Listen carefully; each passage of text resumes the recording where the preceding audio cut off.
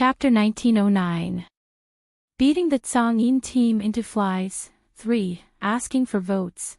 When they've been kicked out of the mirror, they didn't even leave a single piece of clothing for them. After today, will the Tsangyin team pay? Will they still be able to be human? They probably won't ever want to set foot on the land of Divine Elephant City again in this lifetime, right? The cultivators of the Purple Cloud Realm, who were stunned by the brutal scene before them, suddenly heard a faint voice drifting over from behind them. You can't even stand this little scene. Hee, do you know what the nickname of this Xiaoyao team and Jun Mayan is in our Azure Blue world? The cultivators of Xian Realm turned their heads, even forgetting to despise the trash from Azure Blue world as they usually do.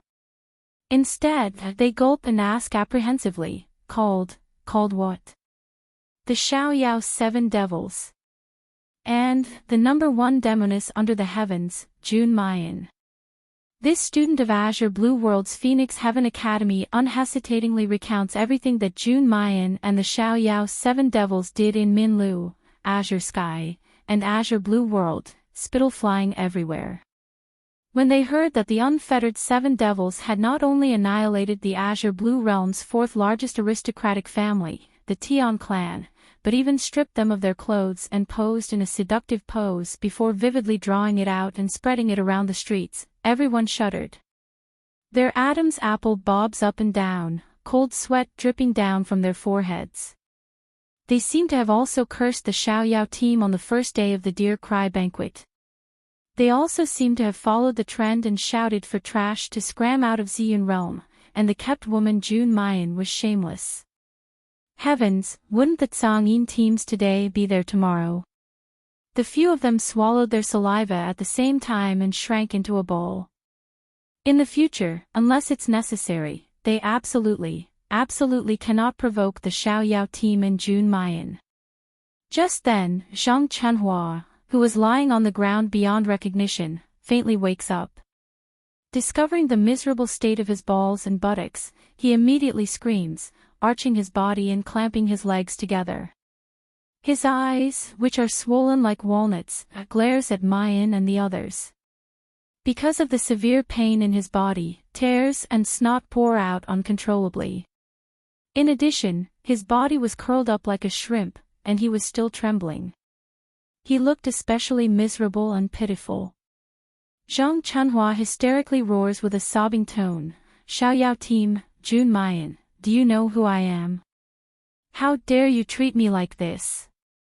Leng Yuma sneered, isn't he just our dog grandson? Who else could it be? I'm going to kill you. I'll kill you all. Zhang Chenhua screamed, my mother is the daughter of the Zhu family's first wife, and my cousin Zhu Chongliang is the number 1 on the Fu Yin list. You dare to treat me like this? When the Deer Cry banquet is over, I will let my cousin tear you to pieces. Zhang Chuanhua's shrill voice was still reverberating in the air. However, the entire Flying Dragon City suddenly fell into a deathly silence. Zhu Chongliang, who was sitting in the Kirin team, shuddered and felt a chill run down his spine. He touched his forehead, which was full of cold sweat. This conversation, this clamor, this threat, why did it sound so familiar? Zhang Chenhua, you bastard.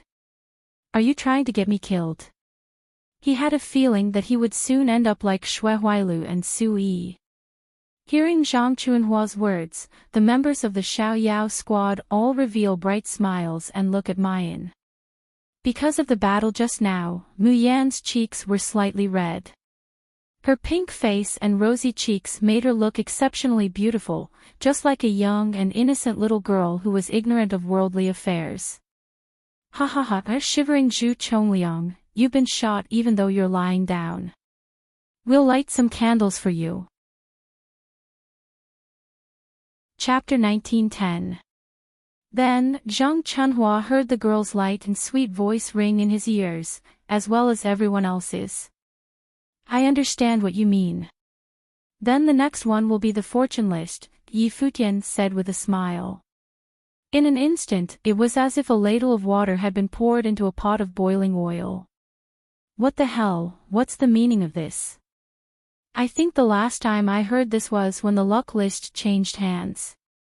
The last time was when the Ganhua list changed hands. It's the luck list's turn this time. Are you kidding me? That's the luck list that represents the limits of speed. Zhu Chongliang has been there for so long, and no one has ever been able to shake his position. Who is this June Mayan? She wants the luck list to change hands with just a few words. That's a joke. Haha, that's what I thought before the Ganhua list changed hands. Haha, that's what I thought before the luck list changed hands. The cultivators on the spectator stand gulped in unison, their eyes filled with horror. However, someone raised a question. Why is it that every time June Mayan says this, the 6 lists of the Dragon Ascension would change hands? Is June Mayan Yaoyang Qin? After all, everyone knew that the participants of the Dragon List test were allowed to remain anonymous. But someone quickly retorted, how is that possible? I believe that June Mayan can become the Ganhua list's number 1.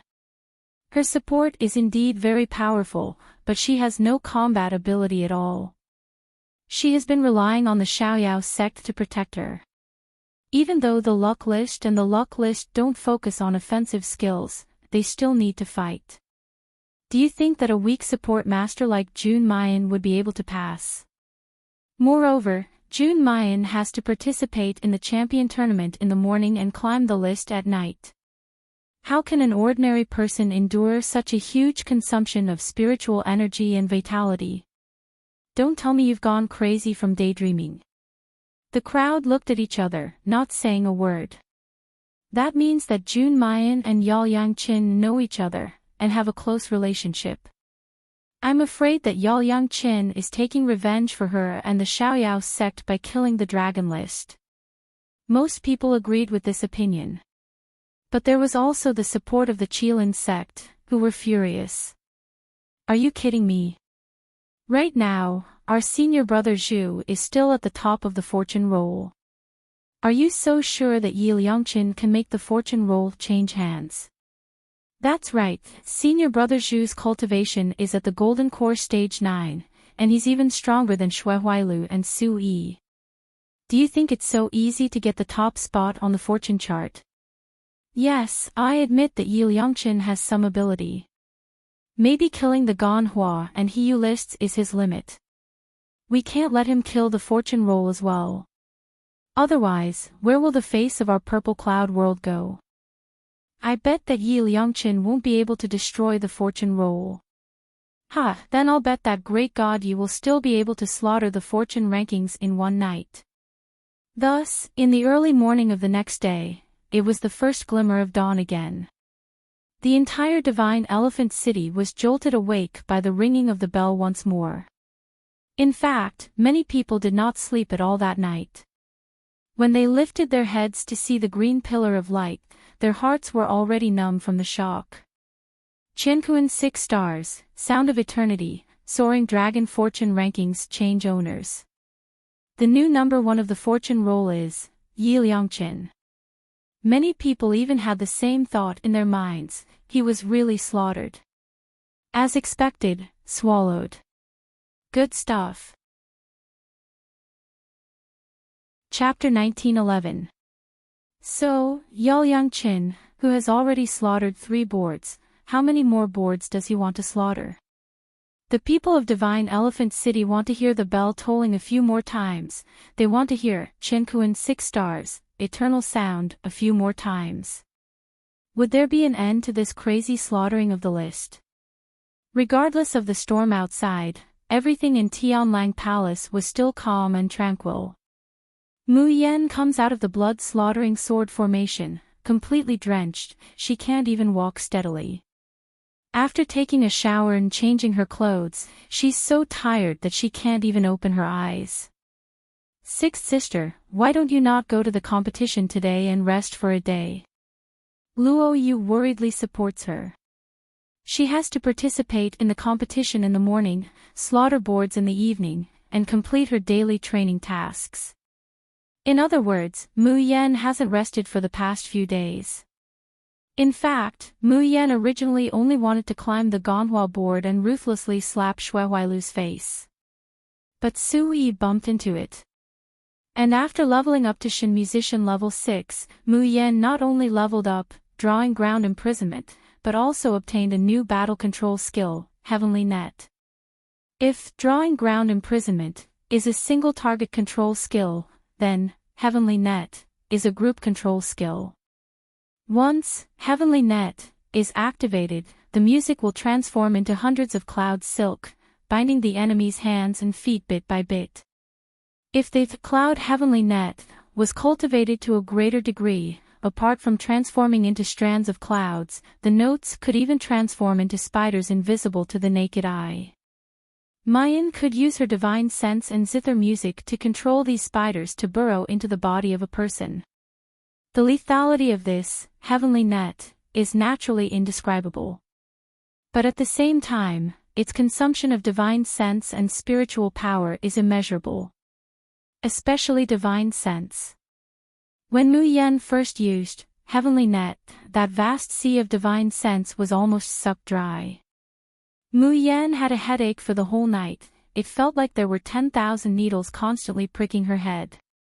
Thus, she didn't dare to use Heavenly Net casually for the rest of the night. Until Su Yi provoked the carefree team and insulted Luo Yu, she decided to use Heavenly Net to climb the Ganyu board. In reality, in terms of controlling skills, Luo Yu was stronger than her. His mirror life domain seemed to be born to control skills. However, Luo Yu had yet to break through to the golden core stage. The tower was different. No matter what kind of test it was, it required a strong foundation of spiritual power to support it. Therefore, Mu Yan used the Heavenly Cloud Net again and reached the top of the Hiyu list that night. In the following days, she did not ascend the other boards. Firstly, her divine sense and spiritual energy had not fully recovered. Secondly, Big Brother had instructed them to keep a low profile, and Mayan also wanted to keep a low profile. Unfortunately, Zhang Chunhua bumped into him again. Raw once, cooked twice, cooked thrice and 4 times. In any case, he had already slaughtered 2 lists, so adding another one to the fortune chart wasn't a big deal. As for why he didn't let Ling Yuxing go, it was naturally because eldest senior brother didn't allow it. One less person in the limelight is one less. The motto of the Xiaoyao school was to keep a low profile. In the morning, the champion tournament began on time. Seeing the results of the draw, Mu Yan, who was resting on Lang Yuma, slowly stood up. Chapter 1912. She originally wanted to have a good rest and missed this round. Yun Ruhan had already reported to Venerable Qi Xing, so Mayan wouldn't be directly dragged into the mirror. But now it seems that it's impossible. Since the beginning of the tournament, the Xiaoyao team has finally drawn a truly strong team, the Fusang team of the Western Land. Mayan, for this match, Before she could finish speaking, Yun Ruhan resolutely said, "Junior sister, you promised me that you would have a good rest in this match." Lang Yuma, that's right, junior sister, you've been too tired these days. If you don't have a good rest, what if it causes harm to your body? Mayan frowns, but the Fusang team, Chu Moli faintly smiles, junior sister doesn't believe us. Mayan stares blankly, swallowing the words at the tip of her tongue. Chu Moli raises his head and looks at her without blinking. The Xiaoyao team will be like a tiger that has grown wings with June Mayan. But the other 6 people of the Xiaoyao team must not become a burden to Mayan. Junior sister, I hope you can understand this point. Mayan looks at her fellow apprentices in a daze. The expressions of the 6 people are different, but the stubborn and tenacious light in their eyes is exactly the same. The corner of Mayan's mouth slowly hooks up into a shallow smile. That's right. She should trust and rely more on her fellow apprentices. Because the Xiaoyao team is very strong, every one of them is very strong. Mayan lightly nods and sits down in the spectator area. Then I'll leave it to you. The match begins. All team members, please enter the mirror to watch the flowers. As soon as Venerable Qi Xing's voice falls, Mayan sees 10 men dressed in uniform striding towards her. This is one of the top 3 teams of the Dear Ming banquet, the Fusang team. The Fusang team is dressed very strangely. Their clothes are loose robes with big sleeves, and they're wearing pants and skirts. Their foreheads are also tied with white bandages. Walking to the front of the Xiaoyao team, the captain of the Fusang team slightly bows towards Yun Ruhan. His attitude is very humble and polite. Captain Yun, I've long admired the strength of your Xiaoyao team. Today, I hope to receive your advice. This was the first time Yun Ruhan had encountered a cultivator with such a good attitude in the Purple Cloud realm. She couldn't help but smile and return the greeting. He was still thinking that this Fusang team really had the demeanor of a strong person. However, after the time it took for an incense stick to burn, Yun Ruhan changed her mind and looked at the Japanese team with a dark gaze. As for the other members of the Carefree Squad, especially Leng Yumo, raging flames were about to burst out from their eyes. Because, when the captain of the Fusang team, Lu Gai, discovered that Mu Yan did not participate in this competition, he actually revealed a gratified smile. He shouted, "Fighting is a matter between men. How can you let women join in?" Xiaoyao team's decision to kick that woman, Jun Mayan, was a very wise one. Women should stay at home and be playthings for men to enjoy. Let these lowly women appear on the battlefield and devour humiliation. Hearing this, the people of the Xiaoyao sect were enraged. Even quite a few female cultivators in the spectator stands burst into fierce curses.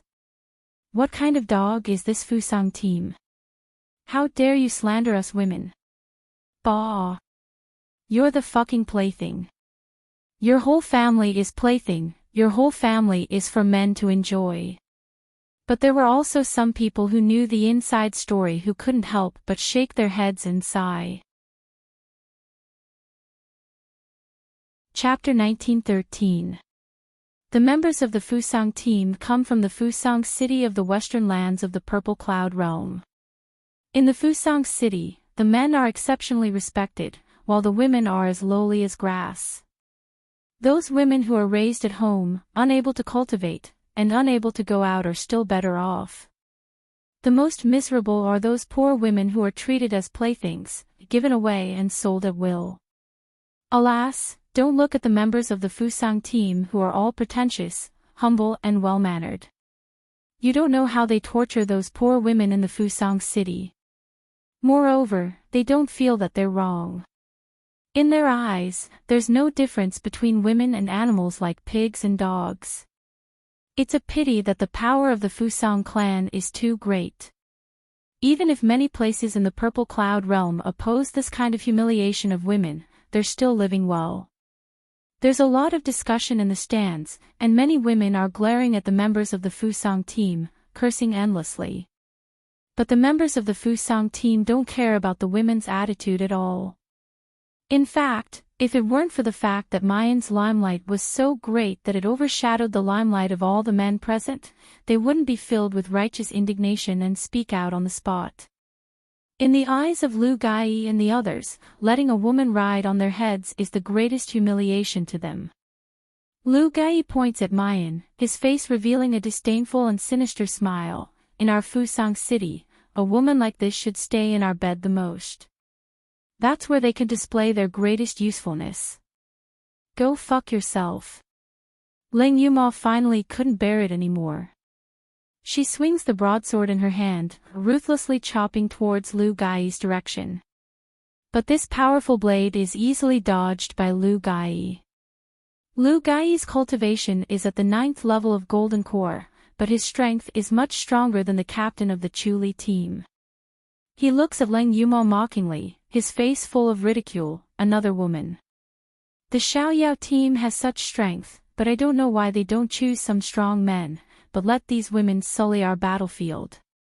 Oh, that's right. Lu Gai seems to have suddenly thought of something, and sneered. I heard from those who participated in the Heavenly Light Festival in Tianguang Ruins that Yi Liangchen is also a woman. The entire Dragon Ascension Academy actually allowed a girl to be ruthlessly trampled under their feet. This is a complete disgrace to us men. Hee hee. However, it's probably because she's a woman that Yi Liangchen's strength is only enough for her to be ranked on Ganhua, Hiyu, and Fu Shui's rankings. However, there's no way she'll be able to ascend the sky-splitting leaderboard and the 1000 average leaderboard by relying on actual combat. There's nothing strange about that. After all, she's just a lowly woman. Such a woman, if she were in Fusang City, would only be locked in a luxurious cage and played with wantonly. Ha ha ha ha. Only in this way could the men of Fusang City display their power and dignity. The people on the grandstand were so infuriated by the shamelessness of this group of Fusang cultivators that they couldn't speak. The people of the Xiaoyao sect also took out their weapons and activated their domains. Their eyes were filled with killing intent. Just then, Mu Yan stood up from her seat and strolled in the direction of the Dragon Ascension 6-Star Academy. Looking at the towering 6 Stars pagoda in the sky not far away, her lips curled into a faint smile. Her peach blossom eyes rippled like water, and she was incomparably beautiful. However, if one looked closely, the depths of her eyes were as black as ink and bottomless, like an abyss with the red lotus karmic fire rolling. Chapter 1914. If someone familiar with Mayan were to see her smile at this time, they would definitely tremble and shiver. Someone was going to suffer. In the mirror, the Xiaoyao team and the Fu Sang team were fighting fiercely, and no one noticed Mu Yan's departure. The talent of the 6 members of the Xiaoyao team was outstanding. But the Fu Sang team had 10 people, and each of them was above the 3rd stage of Golden Core. It could be said that the Xiaoyao team couldn't even compare to the weakest member of the Fu Sang team.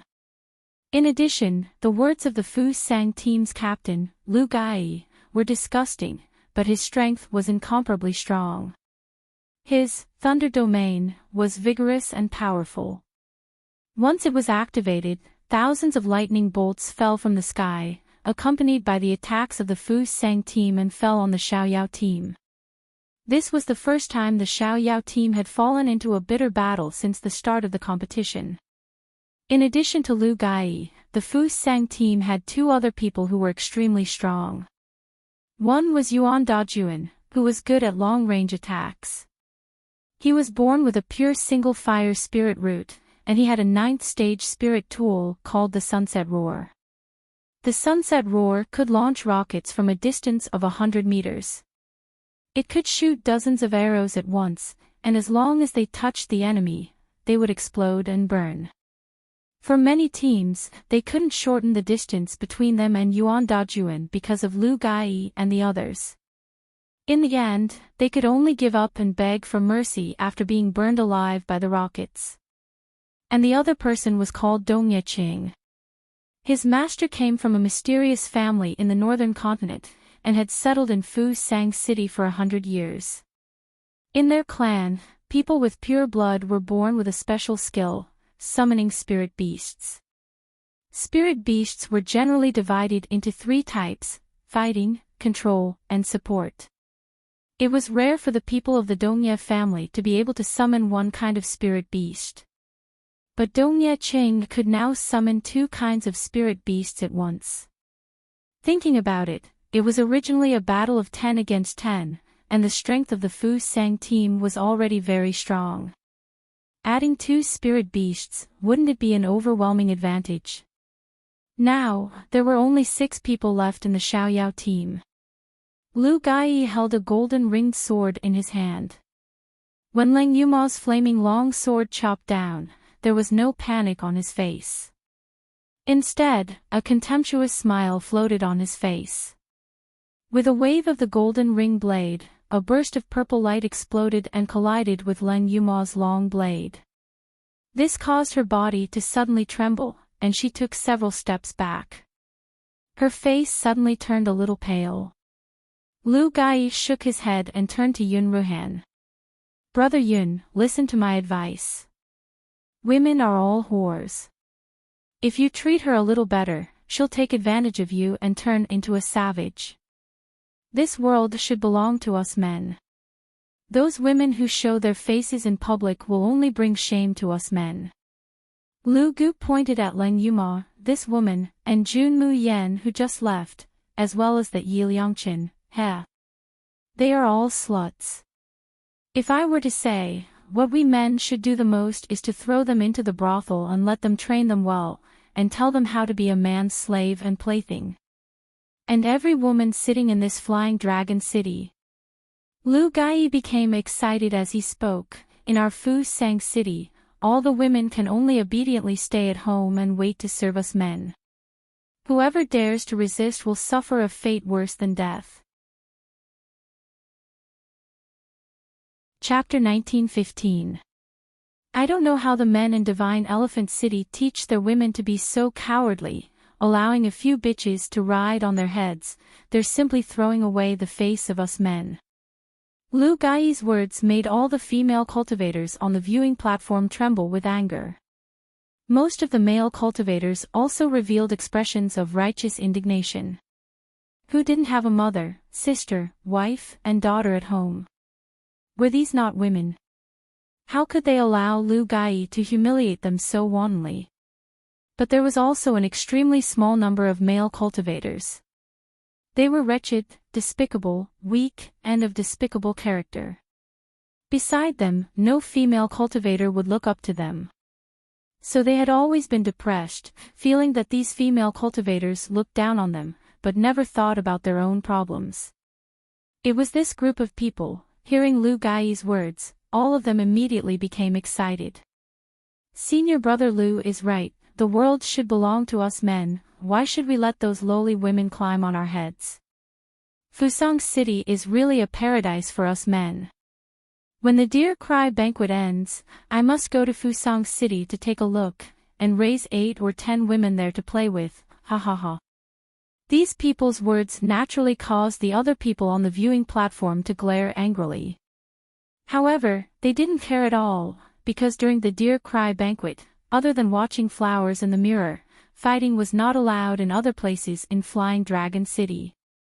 After Lu Gai spat out the words that he had been holding back in his heart, the smile on his face became more and more carefree. He suddenly looked at Yun Ruhan and the other men of the Xiaoyao sect, and said with a sincere expression, if you are willing, after today's competition, expel these 2 women from the Xiaoyao sect, and announce to everyone that this kind of bitch will never be hired by the Xiaoyao sect. I, Lu Gai, promise that today's competition will be a vow between us men, and end in a draw. Lu Gai's face was full of confidence and calmness. I believe, as men, you brothers will definitely not refuse such a proposal, right? On the viewing platform, all the female cultivators' nerves were tense, and they revealed anxious expressions. The current situation on the battlefield was very clear.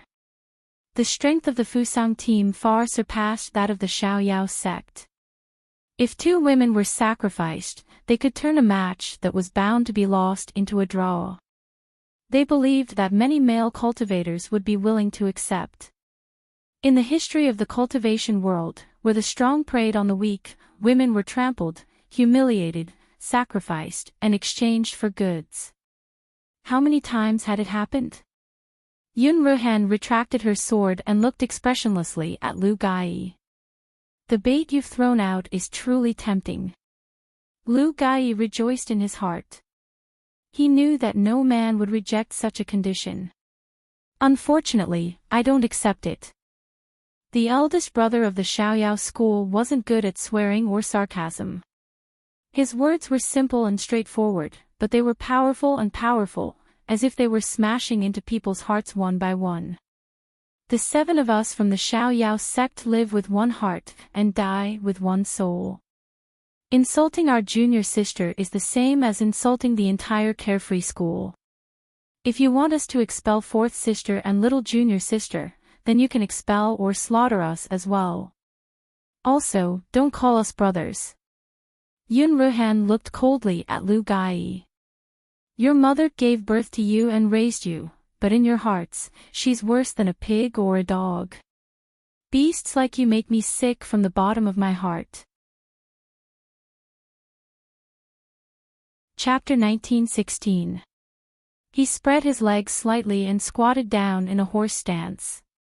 He suddenly raised his sword in a reverse grip and stabbed it into the ground.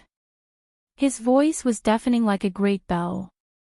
If you want to fight, let's fight. Stop talking nonsense. I, Yun Ruhan, as the eldest senior brother of the Xiaoyao sect, declare. In today's competition, no one from the Xiaoyao sect is allowed to take a step back. We swear to fight to the death with these bastards. The 6 people behind Yun Ruhan did not hesitate and shouted in unison, we obey the orders of the eldest senior brother. The spectator stands were silent. Lu Gai and the Fu Sang team's faces were green and purple, it was extremely ugly. And on the stands, after a moment of silence, there was suddenly a wave of roars. Ah, the Xiaoyao sect is too cool. Kill these bastards. Xiaoyao sect, I scolded you because you came from the azure blue world, I apologize now. Please beat these shameless bastards until they piss their pants in terror. Fight to the death. Fight to the death. Lu Gai took a deep breath, his originally humble and gentle expression turned into a sinister coldness. Okay, I understand what you mean. It seems that the men in this divine elephant city have been brainwashed by these lowly women. You are no longer worthy of being great men. Since that's the case, then let us, the warriors of Fu Sang City, send you and those lowly women to hell. Lu Gai suddenly raised the golden ring blade in his hand, lightning flashing on the blade. Yun Ruhan was about to face him. A fiery red figure dashed in front of him. A girl with a neat ponytail, dressed in red, looked valiant and heroic, and it was hard to tell if she was a man or a woman. Leng Yuma turned around, and showed a flamboyant smile to Yun Ruhan and the rest of the Xiaoyao sect, eldest senior brother, and fellow senior and junior brothers, I can't let you have this person. She opened her mouth, revealing a mouthful of neat white teeth, this scum is my opponent. None of you fight with me. As soon as she finished speaking, the blade in her hand suddenly burst into flames. With a loud clang, the long saber and the golden ring saber collided. The airflow surged, and the air exploded with a crackling sound. Lu Gai sneered and looked at her disdainfully. Do you think that you, a woman, can fight against the warriors of Fu Sang City? Ha! Suddenly, Lu Gai's laughter stopped. This was because the flames on Leng Yuma's long blade had suddenly started to burn. The scorching temperature actually forced back the purple lightning that Lu Gai had released. The flames hissed and curled up his arms and chest. A burst of burning pain came, causing Willow Gai to let out a painful scream. Ah! It hurts. On the other side, the woman in red held her saber horizontally. Her long hair fluttered in the wind, and the flames on her saber crackled, almost shooting into the sky. Blazing Sun Domain, second layer. Lu Gai sucked in a breath of cold air and looked at Leng Yuma in shock. You actually broke through to the second domain. You're just a lowly woman. How is that possible? Lu Gai's domain was only at the first layer. In fact, in the entire Deer Cry banquet, those who broke through to the second layer could be counted with one hand. But this woman actually broke through to the second layer while fighting with him. How? Chapter 19:17. Leng Yuma is too cool. Good job Leng Yuma, you brought honor to us women. Team Carefree, kill these bastards, let them know the power of women.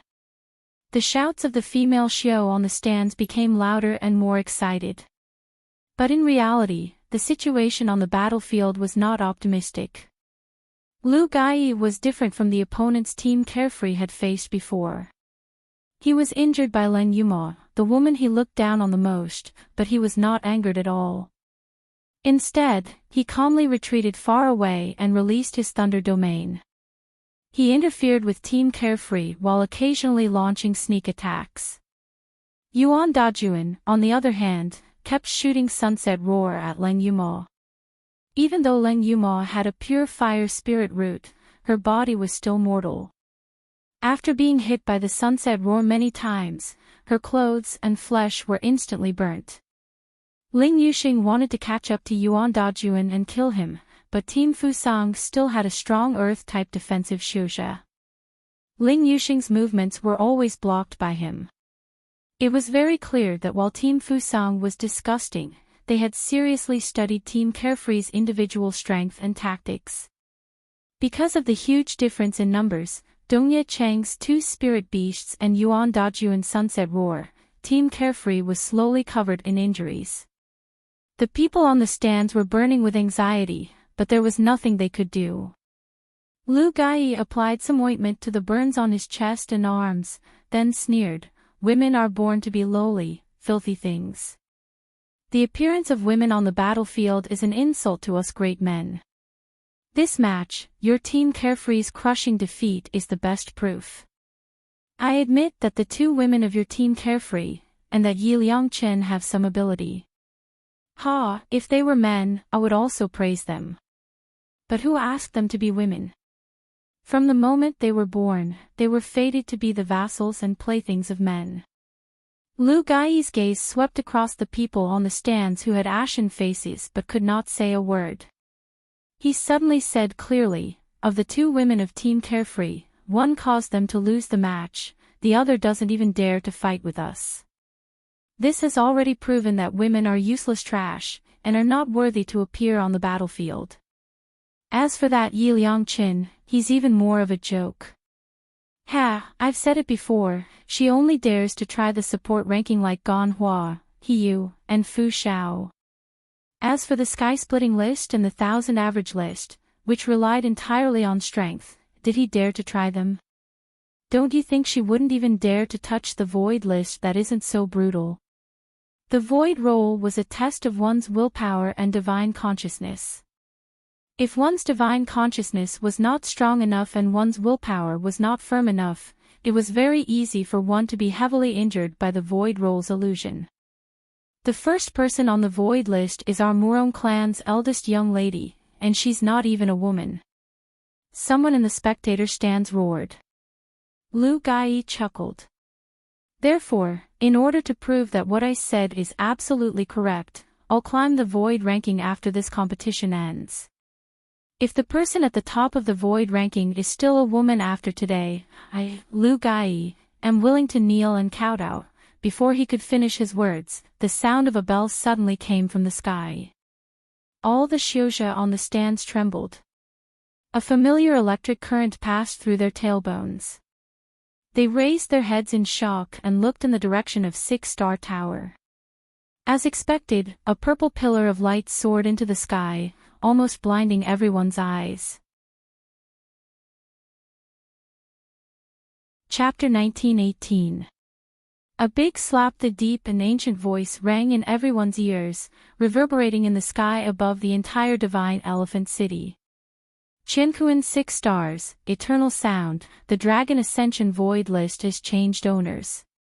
The new number 1 of the Void list is Yi Liangchen. The Flying Dragon City fell into a deathly silence. Lu Gai stared at the sky with his eyes wide open, almost unable to believe what he had heard. Then, a burst of laughter came from the stands. "Ha ha ha, who said that God Yi Liangchen would never make it to the void list? I didn't expect to be slapped in the face in less than 2 breaths. Don't you know that God Yi specializes in slapping people's faces? From Ganhua list to Hiyu list to fortune list, and now the void list, ha ha ha, when did he not slaughter anyone? Do you think God Yi will slaughter the sky-splitting list and the 1,000 average list tomorrow? Ha ha ha, very likely. In that case, God Yi is among us. She has been watching the competition. That's why she knows what Lu Gai said and can slap their faces in public.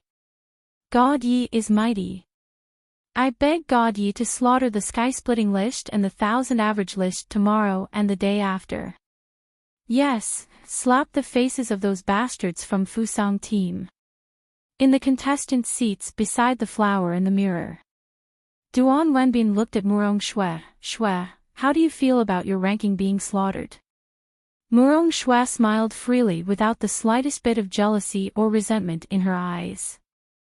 She said generously, of course I feel unhappy being pulled down from the first place. But compared to this, I want to see those bastards from Fusang team get slapped in the face. Ha ha ha. Looking at Lu Gai's expression, the anger in my heart has been vented a little. If it wasn't for the fact that I can't make a move at the Dear Cry banquet, I would want to kill him myself. Duan Wenbin smiled and looked at the people from Fusang team with some disdain. The people of Fusang City grew up in a deformed environment, and they think they are great. They are really frogs at the bottom of a well. But... He sighed softly and said helplessly, thanks to Lu Gai and his bunch of pigs, I'm afraid my 1,000 average list and all Lay's Sky Fisher list will be gone by the day after tomorrow at the latest. Just how powerful is this Yi Liangqin? As for whether Yap Liangqin would kill the rest of the 1,000 average list and sky cracking list today, this was a question that no one had ever considered before. The amount of spiritual power, yuan qi, and divine sense needed to slaughter a list was enormous. When Murong Shui slaughtered a void list cultivator, she rested at home for 3 whole days, not daring to use her spiritual power or divine sense. This Yap Liangqin was indeed talented. He actually managed to kill all the people in the ranking list for a few days. Duan Wenbin suddenly asked, Shui, take a guess. Between Yi Liangqin and our boss, who is stronger? Boss Chu was naturally the captain of the Qilin team, Chu Tianyu. He had something to do today and did not come to Flying Dragon City to watch the battle. Murong Shui's eyes flickered and her expression was unfathomable. Who knows if they haven't fought? However, none of the 7 people in the Carefree squad are easy to deal with. I really want to have a match with them. Looking at the flowers in the mirror, the voices from the stands could be heard. Lu Gai's face darkened when he heard the crowd's mockery. He didn't expect Yap Liangqin to give him a big slap as soon as he said he wanted to slaughter the void list cultivators. Chapter 1919. A big guy with a strong body. Lu Gai takes a deep breath and sneers, this also proves that what I said is right. Yi Liangqin is such a lowly woman. Even if she has already slaughtered 4 lists, each of them is just a supporting list. If she is really so powerful, why didn't she slaughter the Qianjun and sky-splitting lists? Hearing Lu Gai's words, the people of Fusang team and the vulgar men on the stage all let out a sigh of relief, mocking Yi Liangqin to the extreme. Lu Gai roars angrily and points at the people of Xiaoyao School with his golden ring blade. Warriors of Fusang City, follow me and defeat these men who are servile to women. Sell all the women of Xiaoyao School to the brothel and let them know what a woman should do. The people of Fusang team applaud. Yuan Dajuan quickly retreats like a ghost.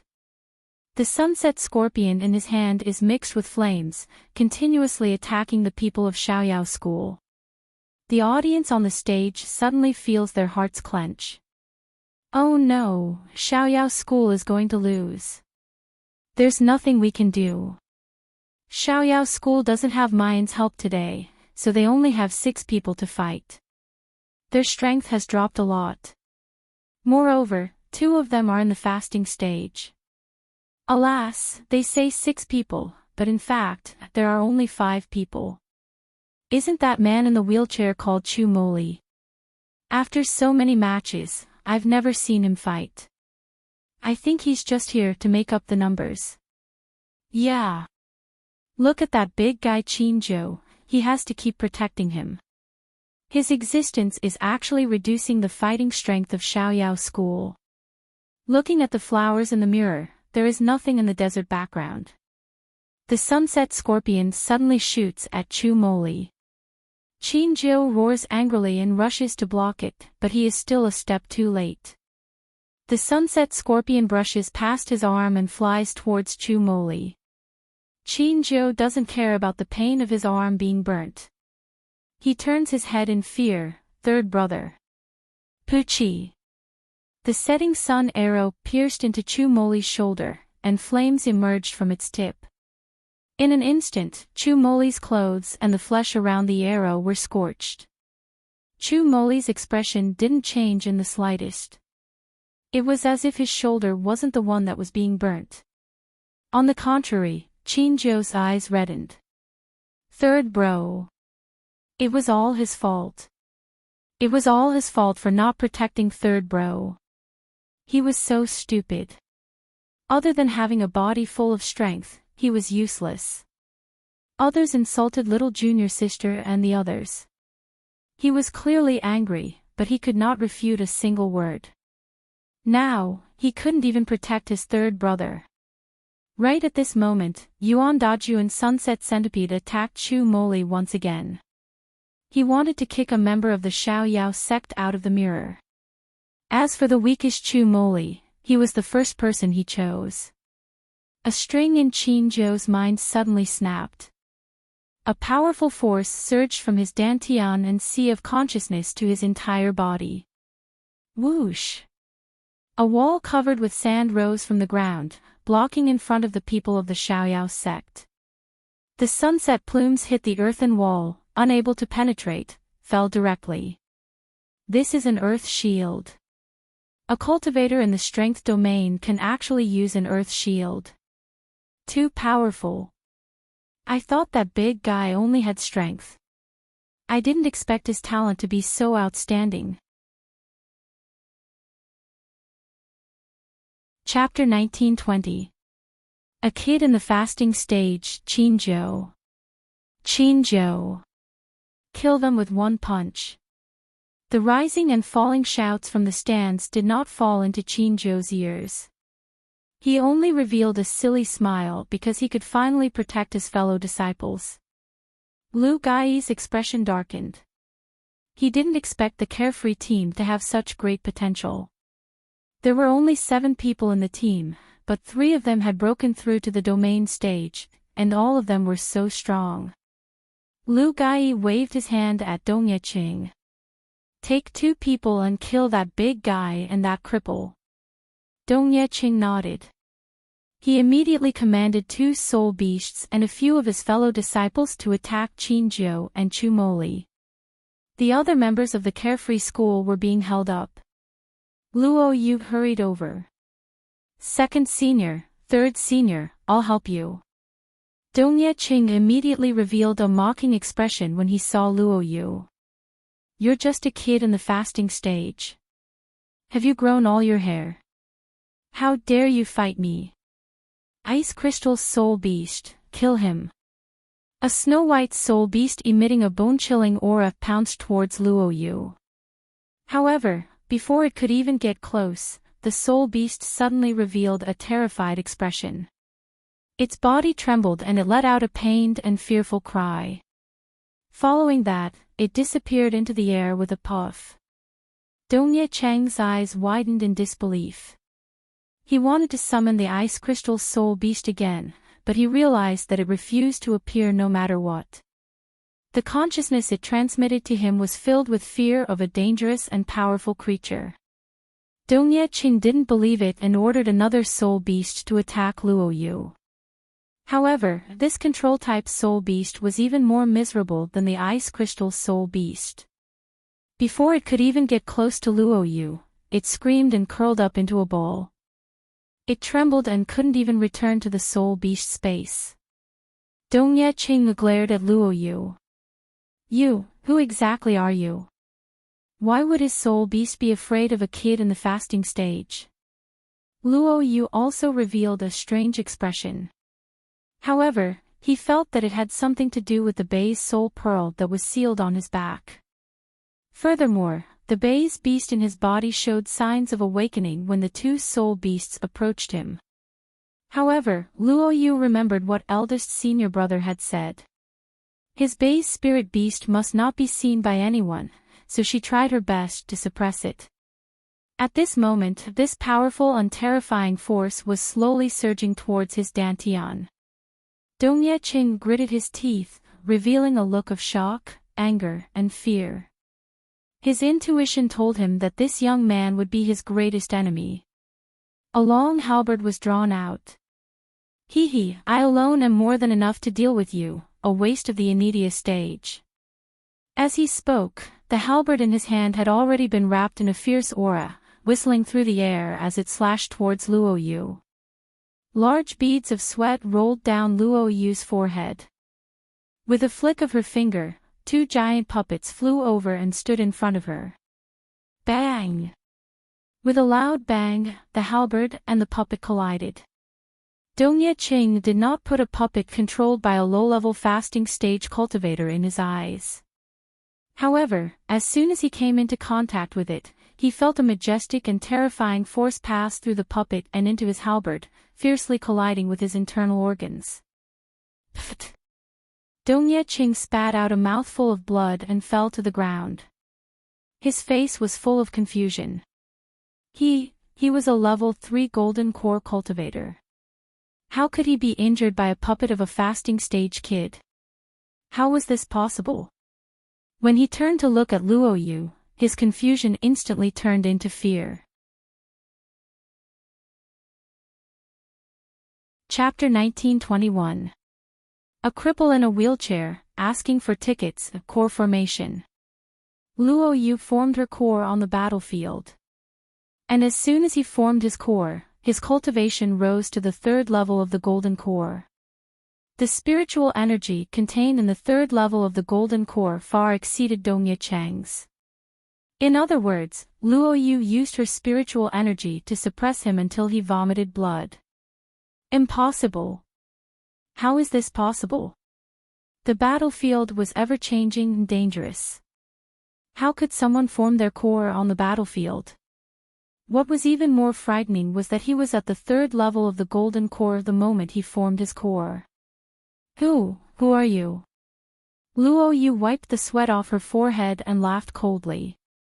You don't need to know who I am. All you need to know is that today, your Fusang team will be destroyed by my Xiaoyao team. Lu Gai would never have thought that the Xiaoyao sect would have such a talented genius like Luo Yu. She formed her core on the battlefield and advanced to the 3rd level of the golden core. Dong Ye-cheng's team and his soul beast were all helpless against her.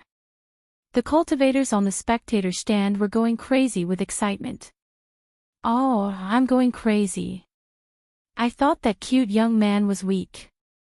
I didn't expect him to be the strongest. Lon Luoyu, you're amazing. Ah, I love you so much. You formed your core on the battlefield and advanced your domain on the battlefield. There's no one more cool than the Xiaoyao school. Ha ha ha, compared to you, the Fusang team is nothing. All members of the Xiaoyao school, I want to have your babies. The hysterical shouts were so loud that they almost deafened people's eardrums. Lu Gai clenched his fists tightly. His eyes were filled with emotions. At this moment, he had no way out. He had to beat the Xiaoyao school until everyone was afraid. Only then could he spread the Fusang team's beliefs to everyone. Women were men's toys. Being stepped on by women was a disgrace to men. He would never allow it. The spiritual energy in Lu Gai's body surged as he shouted, Yuan Dajuan, don't hold back anymore. Show them what you're capable of. Yuan Dajun responded in a loud voice. He suddenly withdrew the sunset centipede in his hand. Then, with a flash of light, a black longbow appeared in his hand. The arrow whistled through the air, and with a loud bang, the mud wall built by Qin Zhou shattered. The arrow continued to fly, whistling towards the wheelchair-bound Chu Moli. Ah! Danger! This Chu Moli is basically useless. It's better to just let him be eliminated. Alas, but this arrow is so powerful. Even the earthen wall was shattered into pieces. Isn't this Chu Moli very miserable? Qin Jiao turned her head around in alarm. Just as she was about to call out, "Third brother," she suddenly widened her eyes in shock. In the next moment, the noisy grandstand gradually quietened down as they looked at the scene below in disbelief.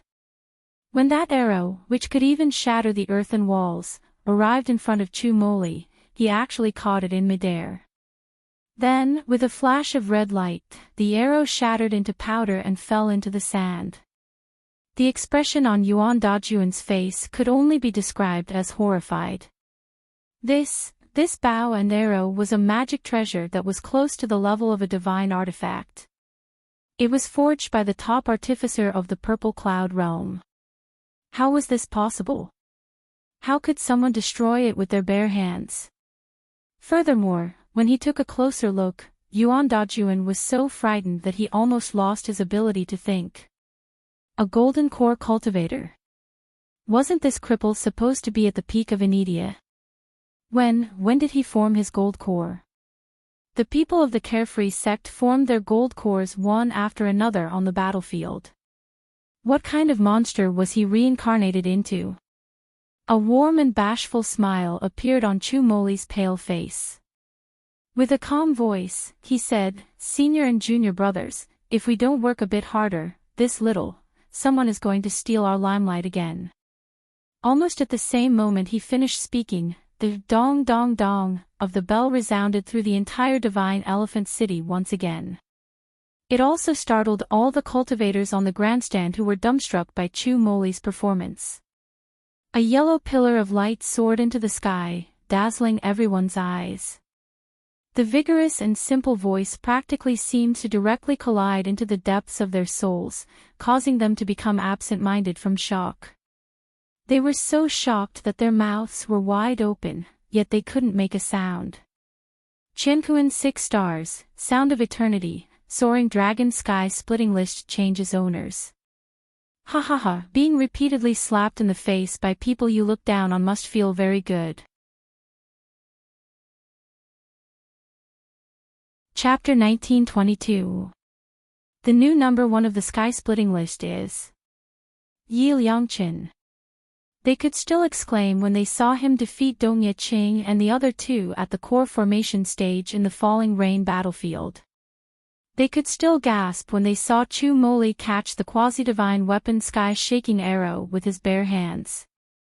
But at this moment, the entire Flying Dragon City, from top to bottom of the stands, was deathly silent. Gulp.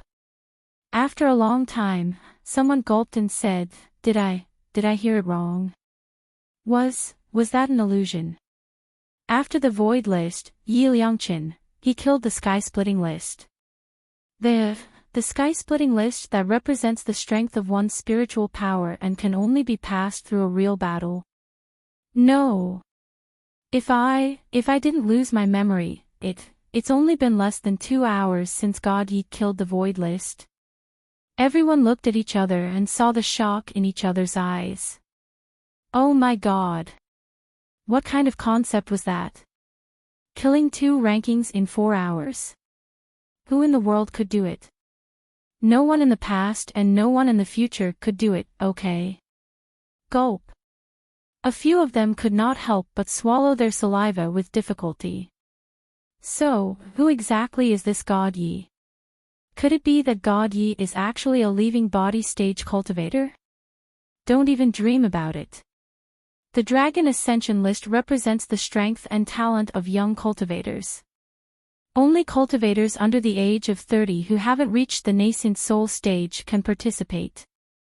Moreover, have you ever seen a cultivator who can reach the leaving body stage before the age of 30?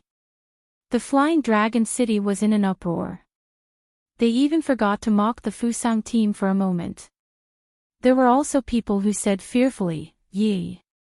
God Yi wouldn't be planning to slaughter all 6 rankings, right?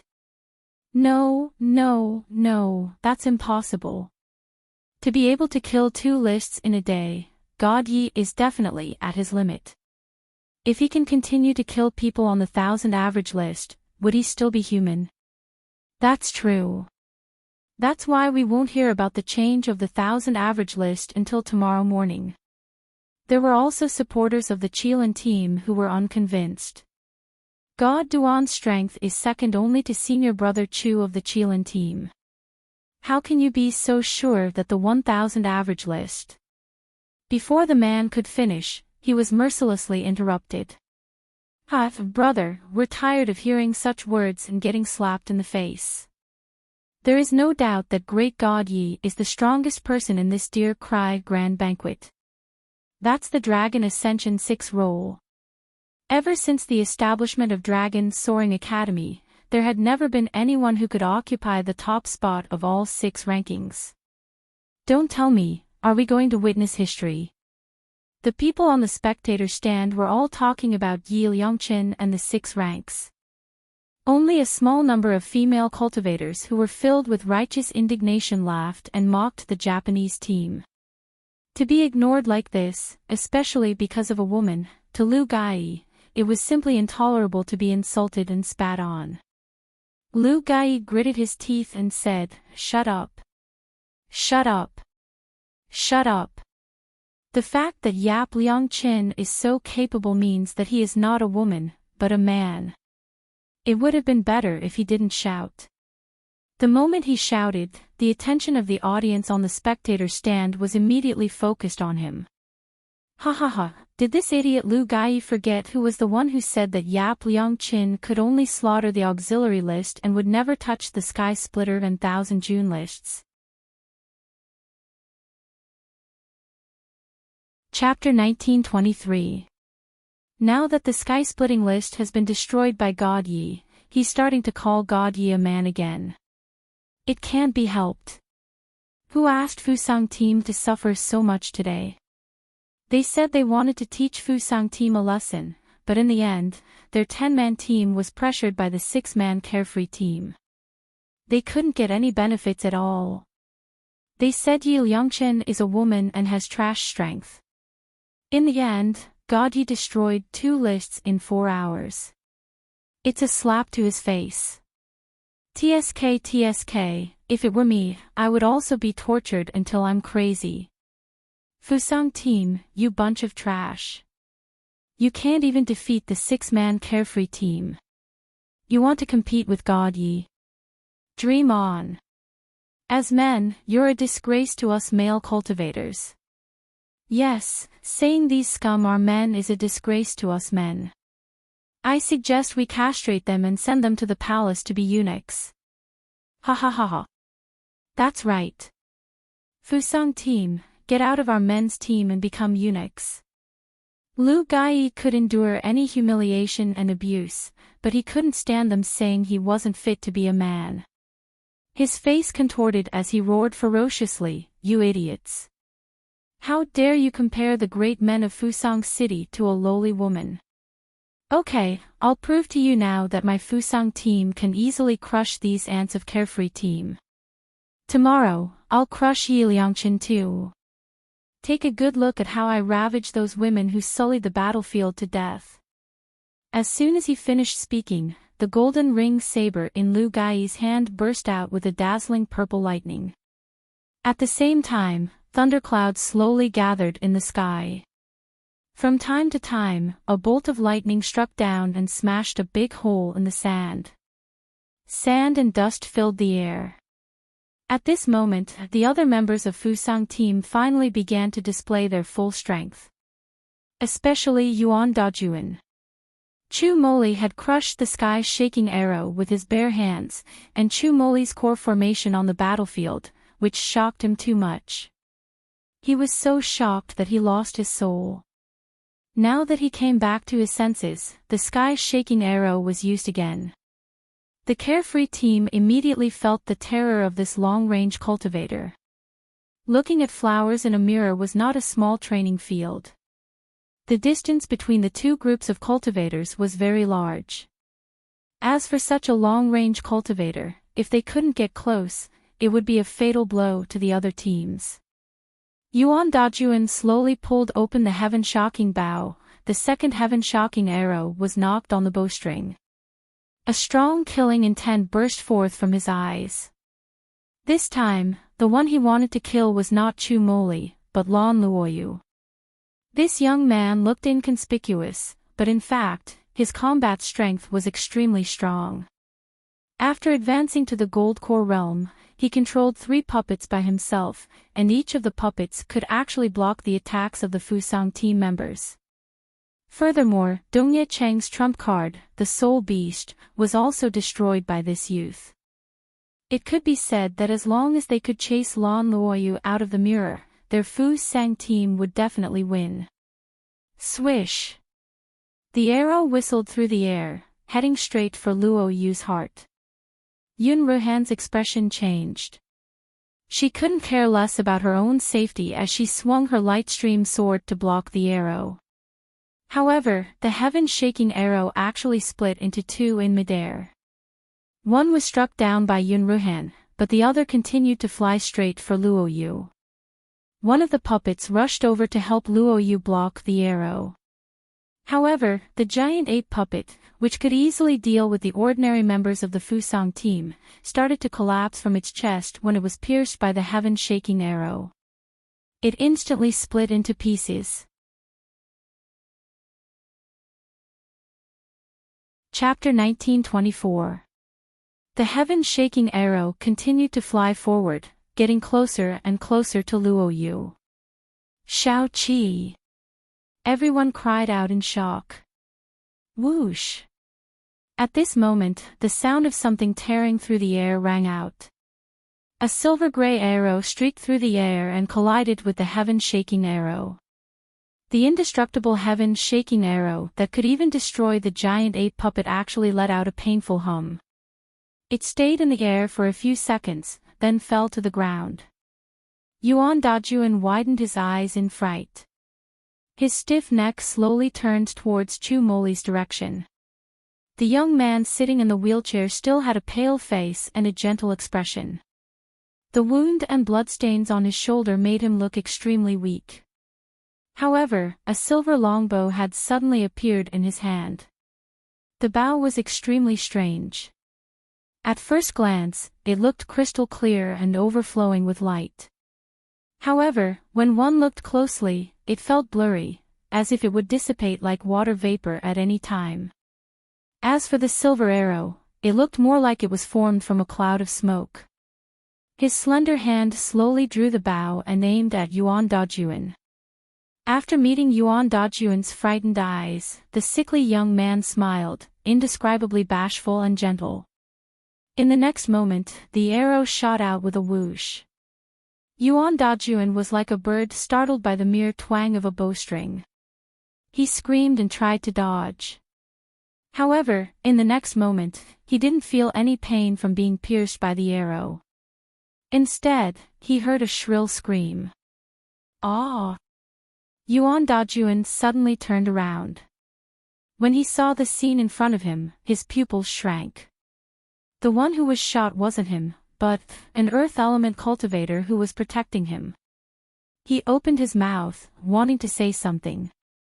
However, the third arrow had already arrived. Another scream was heard. The other cultivator who was protecting him was also pierced through the chest by an arrow. These 2 cultivators were heavily injured, to the extent that they were judged to be unable to fight by the flower in the mirror, and were sent out. Yuan Dajuan's hand, which was holding the heaven-shaking bow, was covered in a layer of cold sweat. When he met Chu Moli's gentle smiling eyes, his entire body trembled. How could this be? How could this be? Even if it was his heaven-shaking arrow, unless it hit the heart or the head, it wouldn't be able to make a golden core cultivator lose his ability to fight. However, this Chu Moli had only casually shot out an arrow. Why? Why did he kill 2 cultivators who were experts in defense? Yes, fortunately, he was looking at flowers in the mirror. If they were on a real battlefield, they would already be dead. Now, it was his turn. On the other hand, the spectator stand erupted with screams once again. What did I say? What did I say? No one in the Carefree team is weak. The cripple that you think is the most powerful in the Carefree team. Ha ha ha ha. He killed a cultivator at the 3rd level of the Golden Core realm with a single arrow. This Chu Moli's long-range attack ability far surpasses Fu Sang Squad's Yuan Dajuan. What kind of bow and arrow does he have? Heavens! Since when did so many heaven-defying monsters appear in the Azure Blue realm? I originally thought that the reason why the Carefree team was able to survive until now was because of June Mayan's powerful support. Only now do I know that everyone in the Carefree team is so strong. Even without June Mayan, they are still the kings of this competition. Chu Moli raised his hand, and the silver longbow disappeared. His face became even paler than before, but his expression didn't change for 10,000 years. He said slowly, Xiaowu, it's up to you now. Chapter 1925. His smile was especially warm, and his voice was especially elegant and pleasant to listen to. Fellow brothers, let's end this quickly. Let's go and receive. Chu Moli didn't finish his words, but the people of the Xiaoyao sect all understood. Ling Yuxing's eyes focused, and his spatial domain instantly erupted. The youth in cyan clothes turned into a blur that was almost invisible to the naked eye. Before Yuan Dajuan could react, he was already in front of him. Yuan Dajuan opened his eyes wide in horror, and opened his mouth slightly, wanting to say something. But the demon-absorbing needles and demon-binding silk had already shot out. Whether on or off the stage, before anyone could react, Yuan Dajuan was also kicked out of the battle. Then, Luo Yu's side kicked Dong Yeqing and 2 members of the Fusang team out of the flower-gazing mirror. Qin Jiu threw a punch at one of the people who wanted to sneak attack Chu Moli, and actually smashed him directly into the sand, unable to get up again. Yun Ruhan's side was not to be outdone. Without the flowing light sword, he only relied on his fist and palm, his vigorous spiritual energy, and his pure domain to beat the 2 members of the Fusang team unconscious, and directly sent them out of the flower-gazing mirror. Now, only Lu Gai was left in the Fusang team. Although the 6 members of the Xiaoyao sect were covered with cuts and bruises, none of them were eliminated, and none of them took half a step back. Up until now, there was no longer any suspense in this battle. Lu Gai clenched his teeth tightly, and his expression was sinister and resentful, shocked and humiliated. The rims of his eyes were bloodshot because of his hatred and unwillingness. He didn't understand why he, the greatest warrior chosen by Fusang City, would lose to the trash from the Azure Blue realm. Moreover, it was trash who didn't understand the concept of men being superior to women. I can't accept this. Lu Gai roared hysterically, the men of Fusang City are clearly the most heroic warriors. How can we lose to trash like you who are stepped on by women? I can't accept this. Ling Yuma slowly walked forward, and the corners of her mouth raised into a cold smile. You said women are trash. Not to mention that people like you aren't even fit to carry my junior sister's shoes, even if it's me, you still can't beat. You want to prove that men are stronger than women. Very well. Next, let's fight one-on-one. If you have the ability, then leave me with the saber in my hand. Willow Gai's eyes turned bloodshot, and monstrous killing intent burst out from his body. Bitch, bitch, it's all because of you bitches that I lost face. I'm going to kill you dash. An hour later. Lu Gai fell out of the mirror and fell flat on his face. He struggled for a long time, wanting to get up, but his exhausted spiritual power and the injuries on his body caused him to fall back down in a sorry state after trying to get up several times. Star the Venerable One took the opportunity to announce, the winner of platform number 3, Flowers in the Mirror, is Stardust Carefree Team. After a moment of silence, the spectators in the Flying Dragon City finally let out an earth-shattering cheer. We won, we won. Ha ha ha ha, Lu Gai you bastard, what else do you have to say now? Fu Sang team, you bunch of sons of bitches, you actually dare to look down on women, you can't even beat a woman now. Fu Sang squad's dog, scram back to your hometown in Fu Sang City. Divine Elephant City doesn't welcome you. Yes, scram back. Everyone in Fu Sang squad lowered their heads, their faces flushed red, unable to say a word. Flowers in the mirror flashed, and the 6 members of Carefree team were sent out. All of them were covered in cuts and bruises, especially Leng Yumo. Chapter 1926. As a woman that Lu Gai called lowly and useless, she defeated the captain of the Fusang team by herself. Right now, her body was riddled with wounds, and she needed Ling Yuxing's support to even stand. But her arrogant and wanton eyes told everyone, this little injury, I don't care. The cheers from the spectator stand suddenly quietened down a little. Then, tsunami-like applause rang out. At this moment, no cultivators of the Purple Cloud realm held any prejudice against the Azure Blue realm. They sincerely cheered, applauded, and were excited for these strong cultivators.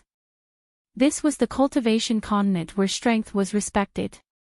Many of the cultivators of the Azure Blue realm burst into tears. Even the eyes of Lu Jinhang and the others were red. All these years, how much had the cultivators of the Azure Blue realm suffered in the Purple Cloud realm, how much had they eaten? But today, the performance of the Carefree team and the respect they had won made them feel that they had vented out all the grievances they had suffered for many years. Zhou Xiaoyu suddenly murmured, just how strong is our Carefree team? I can't imagine that with just the 6 of them, they defeated one of the top 3 teams of the Dear Cry Banquet, the Fusang team. But the strongest Jun Mayan hasn't made a move yet. Lu Jinhang was stunned, then sucked in a breath of cold air. Yes.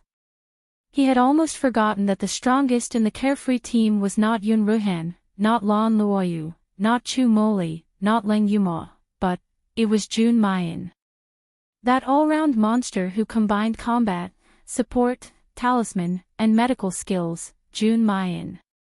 Thinking of this, Lu Jinhang couldn't help but look in the direction of the 6 Stars Pagoda.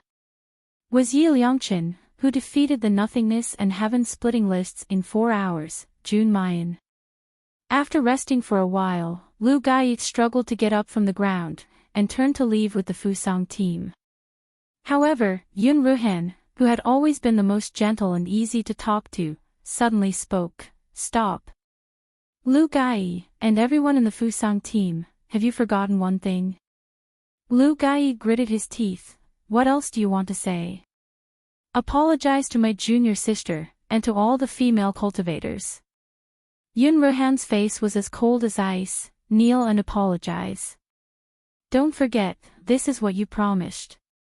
It wasn't that Lu Gai didn't want to apologize, but it was impossible for him to apologize to a female cultivator. He screamed, if I don't apologize, what can you do to me? It was the Dear Cry Banquet now, and anyone who fought would be directly expelled from Divine Elephant City, never to enter again. If you have the ability, then kill me here. You want me to apologize to a lowly woman? In your dreams. The cultivators in the stands did not expect that the cultivators from Japan team would act so arrogantly even after losing the match. Immediately, all of them trembled with rage. But what he said was right. There was a rule in the Dear Cry Banquet that one must not fight in private. But was he going to let this group of scum off just like that? How could they accept this? Right at this moment, a loud explosion sounded out in the sky. The earth trembled, the cloudless sky above Divine Elephant City was suddenly shrouded in darkness. Everyone's eyes were so dark that they could not even see their own fingers. Boz. Boz. Boz. Boz. Boz. Hum. This time, it wasn't the sound of a bell, but the sound of a giant cauldron being struck. It was deafening, making people tremble from their hair to their toes, from their body to their soul. Immediately after, a rainbow of blue, silver, green, purple, yellow, and red lights shot up from the direction of the 6 Stars Pagoda. Chapter 1927. After the light shot into the clouds, it exploded like fireworks. For a moment, the sudden arrival of the dark night was as sudden as day. It blinded everyone's eyes. The exploding light landed in 6 different directions of the Dragon Soaring Academy. Due east, due south, due west, due north. There were also blue and red rays of light that directly smashed into the head and tail of the flying dragon city. The cultivators in the stands were so scared that their hearts almost stopped beating. Then, everyone watched helplessly as a ball of light slowly floated up from where the 6 beams of light had landed. Finally, in the center of the flying dragon city, the 6 different colored light balls gathered together and formed a colorful, dazzling pagoda that floated high in the air. All the cultivators, including the members of the Carefree team and the teachers and students of the Dragon Soaring Academy, were stunned by this sudden change. No one knew what happened. At this moment, a familiar, deep, and ancient voice sounded in everyone's ears. Everyone recognized this voice. It was the artifact spirit of the 6 Stars Tower. Chinkuan 6 Stars, Ancient Sound, the Dragon Soaring 1000 average list has changed hands. The new 1000 average list's first place is Yap Liangchen. This time, the voice could no longer maintain its usual calmness and indifference. Instead, it carried a hint of uncontrollable excitement.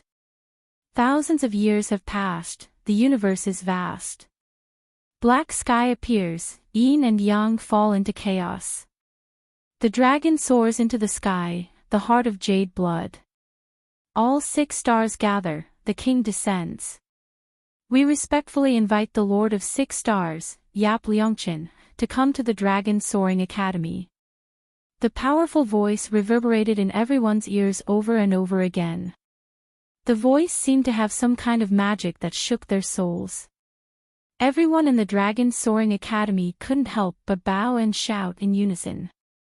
We respectfully invite the Lord of 6 Stars, Yap Liangchen, to come to the Dragon Soaring Academy. We respectfully invite the Lord of 6 Stars, Yap Liangchen, to come to the Dragon Soaring Academy. Inside the Dragon Flower Palace, Chu Tianyu sat in his seat in a daze. More than an hour had passed. The voice of the sky-splitting list has changed hands kept echoing in his head. At first, he didn't take it to heart when Yap Liangchen slaughtered Gan Hua and He Yu. No matter how powerful the auxiliary cultivators were, they couldn't be the masters of the battlefield. However, Yap Liangchen had even slaughtered the sky-splitting list, which represented his combat strength. No one knew when he would slaughter the last person on the 1000 average list. Ever since the establishment of the Soaring Dragon sect, a single person occupying the top spot of all 6 rankings had never happened. In the past, Chu Tianyu did not participate in the competition for the Dragon Ascension 6 roles because he was too proud of his status and did not want to be compared to other practitioners. However, even if it was him, it was almost impossible for him to obtain the first place on the 6 lists in one go. Where did this Yap Liangchen come from? Suddenly, a black-clothed man jumped down from the roof and knelt in front of Chu Tianyu. He bowed and said, "Greetings, Prince." Chu Tianyu hid the anxiety in his eyes and sat upright on the chair. He held the teacup in his hand and glanced at the people below. "Have you found out Yi Liangchen's identity?" The man in black lowered his head even more. "I am useless. I still don't know who this Yi Liangchen is. I only know that he obtained the first place on the exquisite, Nirvana, and numinous sky lists in the Azure Blue World and became the one and only master of the Azure Sky sect. Later on, in the finals of the Golden Heavenly Light, He defeated Leng Yuyao of the Flowing Moon sect with the most despised talisman and won the championship. Chapter 1928. In the Tianguang ruins, he appeared as a little girl, but until now, no one knows if he's a boy or a girl or what he looks like. After all, one can change one's appearance and gender in the Tianguang ruins. Chu Tianyu frowned slightly and revealed a displeased expression. The man in black panicked and quickly added, I also found out that Yi Liangchen first appeared in the Starry School in the Azure Blue World. Starry School. The Xiaoyao team that shone in the Dear Morn banquet was also from the Starry School. As for Yi Liangchen, he only started slaughtering the list after they came to the Dragon Soaring sect. Was there a connection between the two? Just as he was deep in thought, the sound of a cauldron suddenly rang out. The bright sky outside the house suddenly turned pitch black. Chu Tianyou's expression changed. He rushed out of the room and looked up. Thousands of years, the universe is vast. Xiantian appears, yin and yang are in chaos. Dragon soars in the sky, blood at the heart. 6 stars gather, the king descends. Chu Tianyou's eyes widened, disbelief written all over his face. The man in black beside him also looked over in shock. Crown Prince, this Xiantian appears, blood at the heart. Could it be that the thing that the Marquis is looking for has finally appeared? Chu Tianyou's expression changed. A flying sword suddenly appeared under his feet, and he sped towards the 6 Stars Pagoda. Flying Dragon City. The deep and ancient voice and the buzzing of the cauldron finally disappeared. The pitch-black sky slowly turned back into a clear blue. The cultivators on the spectator stand finally came back to their senses. Then, there were roars and screams that sounded like raging waves. Oh! What did I just hear? Lord of 6 Stars. Number 1 of the 6 lists. So, did Yap Liangchen just kill 3 people in 3 hours? And the void, sky-shattering and 1,000 average lists that represent strength? Oh my god, Yi Liangchen, are you a demon? Such a crazy way of slaughtering lists. Are you giving us cultivators a way out? This is the first Lord of 6 Stars since the establishment of the Dragon Soaring sect. All of us are witnessing history. Most importantly, do you know who God Yi Liangchen is? Everyone was stunned by this question. Yes. Guru Yi had already slaughtered 6 of their rankings. But up until now, no one knew who this monster was. Even the people from the Azure Blue Realm couldn't say for sure. They could only keep repeating that Yap Liangchen was definitely from the Azure Blue World. It was the light of their Azure Blue Realm. The people of the Xiaoyao sect looked at the people kneeling down like they were possessed and guessing who Yi Liangchen was. Yun Ruhan muttered, she did it. It's only been 6 hours. Little junior sister actually slaughtered 3 rankings. God, was she even human? Originally, the Xiaoyao sect had defeated the Fusang team with fewer people, so they were a little proud. At this moment, all of them felt ashamed. Compared to their junior sister, they had nothing to be proud of. In future battles, it would be good enough if they didn't become a burden to their family's valiant little junior sister. Chu Moli said unhurriedly, I'm afraid she can't even stand right now. Hearing this, the faces of the people of the Xiaoyao sect changed. Fuck! Were they out of their minds? Couldn't they see how tired and weak their junior sister had been these past 2 days? Now, she slaughtered 3 lists in a row. How could their junior sister's body and spirit take it? Chapter 1929.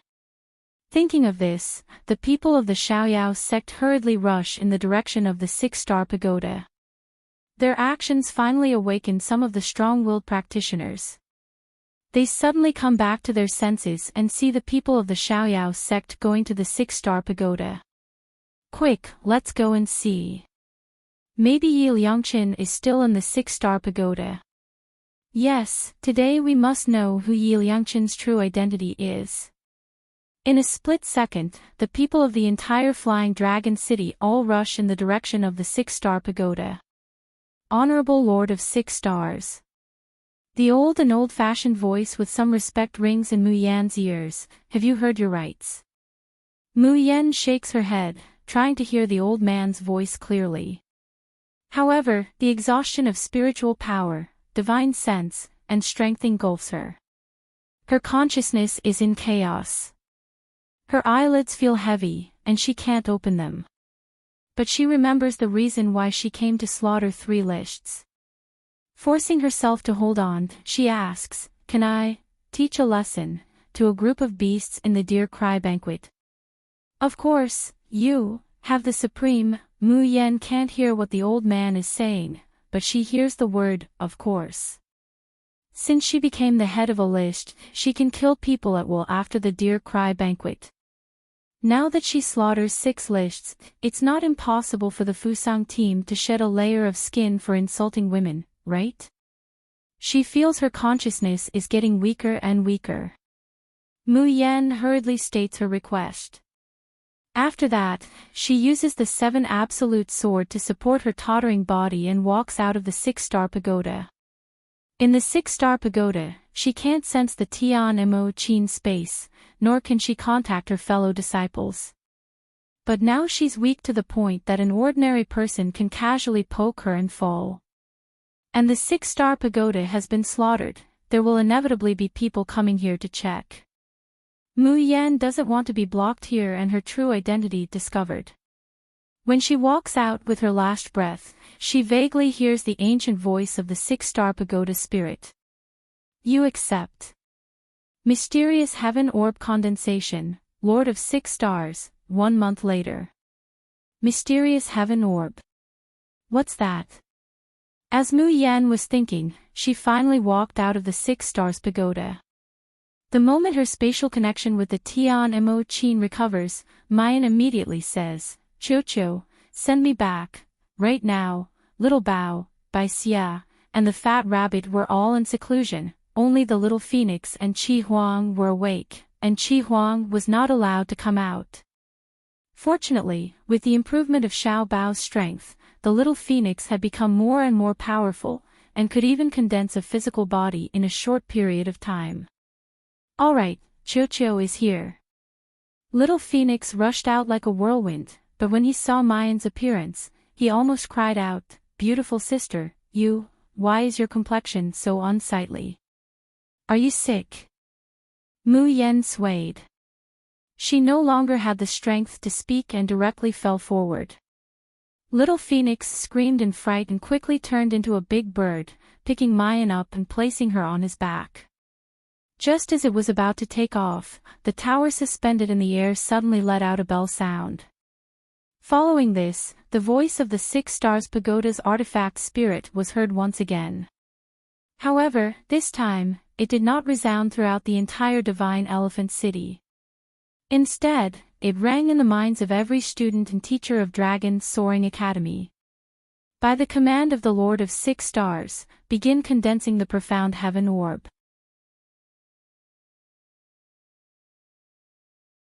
Chapter 1930. All teachers and students of the Dragon Ascension Academy are to guard it with all your might. Do not covet or spy on it until it is handed over to the Lord of 6 Stars, Yi Liangqin.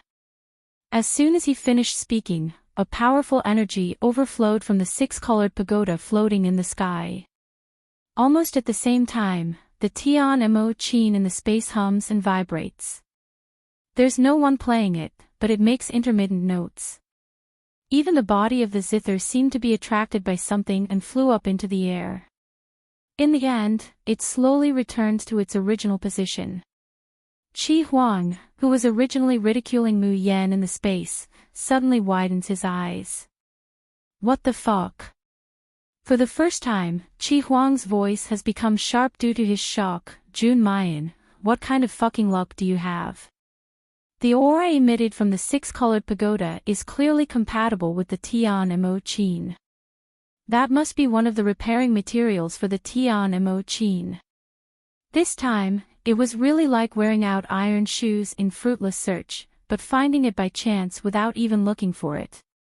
Just as the little phoenix was about to take off with Mayan on its back, a figure suddenly fell from the sky like lightning. Seeing that the little phoenix was about to fly away, Zhang Xian immediately sent a sword ray flying toward it. Chirp! Little phoenix let out a blood-curdling screech. Its wings were cut and it fell to the ground. But it remembers that Mu Yan is still on its back, so it promptly turns over and firmly uses its intact wings to protect her. Chu Tianyu was the first to reach 6 Stars Pagoda. Before he could jump off the flying sword, he saw a strange fiery red bird about to take off. And on the back of the bird, there was a person. Chu Tianyu's intuition told him that this person should be Yap Liangqin. Therefore, he slashed out with his sword. He strode in front of Little Phoenix and sternly said, "Get lost." Little Phoenix unswervingly protected Mayan, his body shivering, but he refused to move a single step away. An ominous glint flashed in Chu Tianyu's eyes, and he was about to raise his sword and chop this bastard to death. Unexpectedly, a hurricane accompanied by a powerful pressure suddenly attacked. Chu Tianyu's entire body was flipped over, and he rolled on the ground before finally landing on the ground. He spat out a large mouthful of blood and almost fainted. He struggled to open his eyes, and vaguely saw a tall figure appearing in front of the strange red bird. As soon as the strange bird saw him, it immediately moved aside and opened its beak to let out a joyful chirping sound. Then, Chu Tianyu saw the tall figure bend down and pick up Ye Liangqin, who was lying on the ground. Chu Tianyu struggled to stop him. Who would have thought that at this moment, that person would slowly turn around and look down at him from above? With just one glance, Chu Tianyu felt as if his breathing was about to stop. What a pair of eyes they were! Deep, dark, icy blue, cold, and aloof, he was like a sovereign, like a god. He couldn't muster the slightest courage to resist. Chu Tianyu felt his body tremble uncontrollably, and he almost fainted from fright. It was at this moment that the man turned around and gently kissed the person in his arms before disappearing. As soon as this person disappeared, Chu Tianyu felt the terrifying aura suppressing him disappear as well. He got up from the ground and looked around in a daze. However, he couldn't tell if what had just happened was reality or an illusion. Right at this moment, a wave of noise came from nearby. Quick! I must see what God Yi looks like. No matter if God Yi is a man or a woman, I want to marry him. When the crowd rushed in, the first thing they saw was a deathly pale Chu Tianyu standing outside the 6 Stars Pagoda with bloodstains on the corner of his mouth.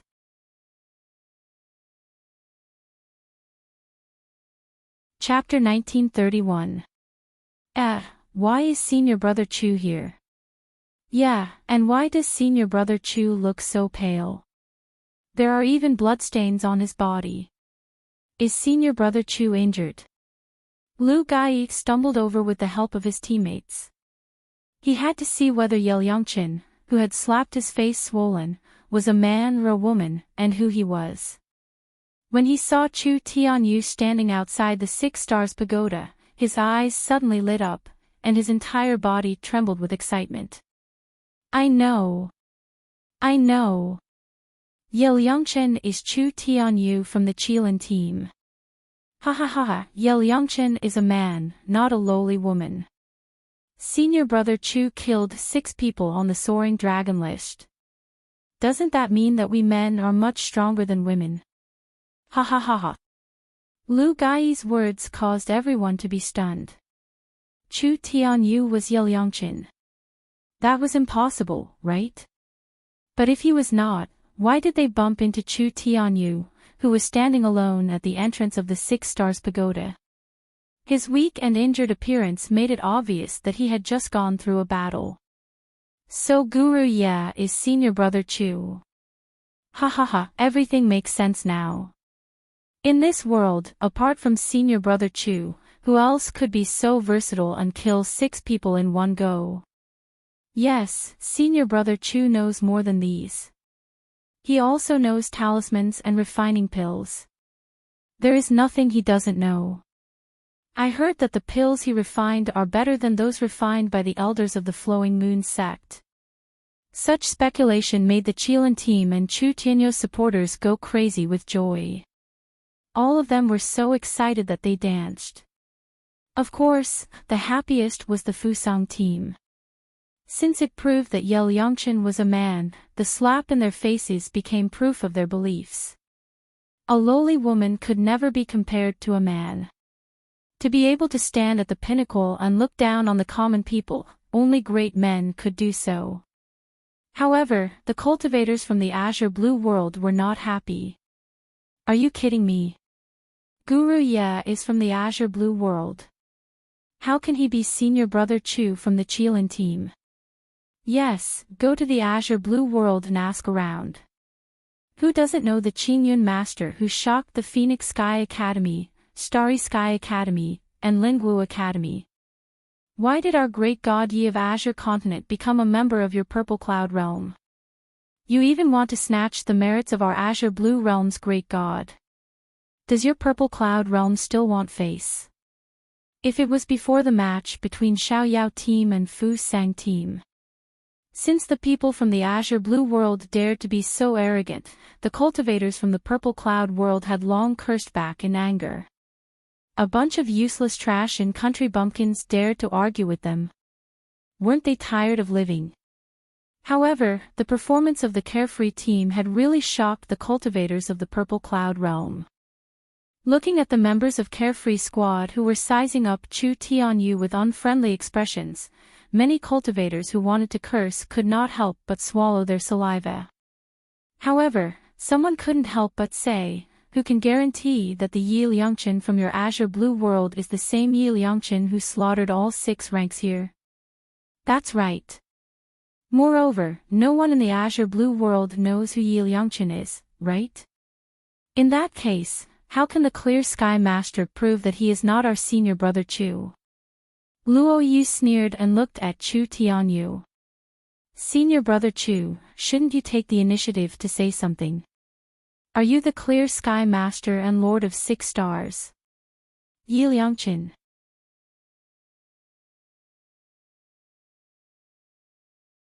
Chapter 1932. He emphasized the name Yi Liangchen. There was obvious displeasure in his voice. These people from the Purple Cloud realm were really shameless. They actually dared to falsely claim his 6th senior sister's achievements. Do they deserve it? Chu Tianyu frowned slightly and didn't speak, but his heart was in turmoil. With his pride, he naturally disdained to impersonate someone else.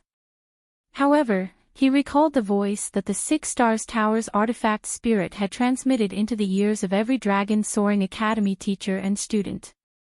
Mystical Heaven Orb. Mystical Heaven Orb. That was the mystical heaven orb that his father had been longing for, the mystical heaven orb that he had to find in Dragon Soaring Academy no matter what. If he could present the profound heaven orb to his father would definitely look at him in a different light, even praise him and think highly of him. Chu Tianyu opened his mouth and was about to speak. Dongye Qing from the Fusang team said with respect and admiration, "You guys don't have to interrogate Brother Chu anymore. He is a hero, and he doesn't care about fighting for fame and fortune. That's why he used the alias Yap. Even if you ask him now, how can he admit it?" Yes. Lu Gai vigorously nodded. Because of his excitement, his face was flushed red. Senior Apprentice Brother Chu, you are a truly great man, a role model that we should revere. Those so-called Carefree team and King team were just clowns. No matter how happy they are, compared to you, it is just like the difference between the light of a firefly and the brilliance of the moon. We, the people of Fu Sang team, have always admired you and hoped to receive your strong guidance. As long as one was human, who wouldn't want to hear nice words? The Fusang team's unreserved praise made Chu Tianyo's grave expression relax a little. A faint smile appeared on his face. I'm not as powerful as you say. No, you're too humble. Willow Gai said loudly, sweeping a disdainful glance over the members of the Carefree Squad. To be able to become the Lord of 6 Stars and hold the first ranks of the 1,000-ton, Sky Splitter, Nothingness, Fortune Wang, Hiyu, and Gan Hua in your hands, this kind of heaven-defying strength is definitely not something an ordinary person can imagine. Not to mention, you're still so humble and low-key. You've obtained such great achievements, yet you're unwilling to make it public. Even if others slander you for being a lowly woman, you never argue or get angry. Your breadth of mind, your amazing talent, all of these make the admiration in my heart surge like a torrential river, making me unable to restrain myself. Lu Gai's words caused quite a few female cultivators and well-behaved male cultivators to reveal expressions of disgust. Just now, in the battle between Team Carefree and Team Fu Sang, they finally managed to beat down Team Fu Sang's arrogance and ruthlessly slap their faces. But now, they discovered that the person who obtained the top spot of the 6 stars was actually not a woman. He immediately became arrogant again. But looking at Chu Tianyo's friendly smile, it was clear that he had a good impression of them. If Chu Tianyu really was Yi Liangqin, the Lord of 6 Stars, didn't that mean that the Fusang team, the trash that humiliated women, was about to make a comeback? Brother Chu. Finally, a female cultivator couldn't help but say angrily, Senior Marshal Brother Chu, these bastards from the Fusang team openly humiliated women in the competition, treating women as playthings and goods. Such a bastard, shouldn't he be expelled from the Deer Cry banquet? Chu Tianyu was startled, looking at Willow Gai. Willow Gai immediately said, I just really can't stand the sight of those 2 ostentatious women from the Carefree Squad, so my words were a little extreme.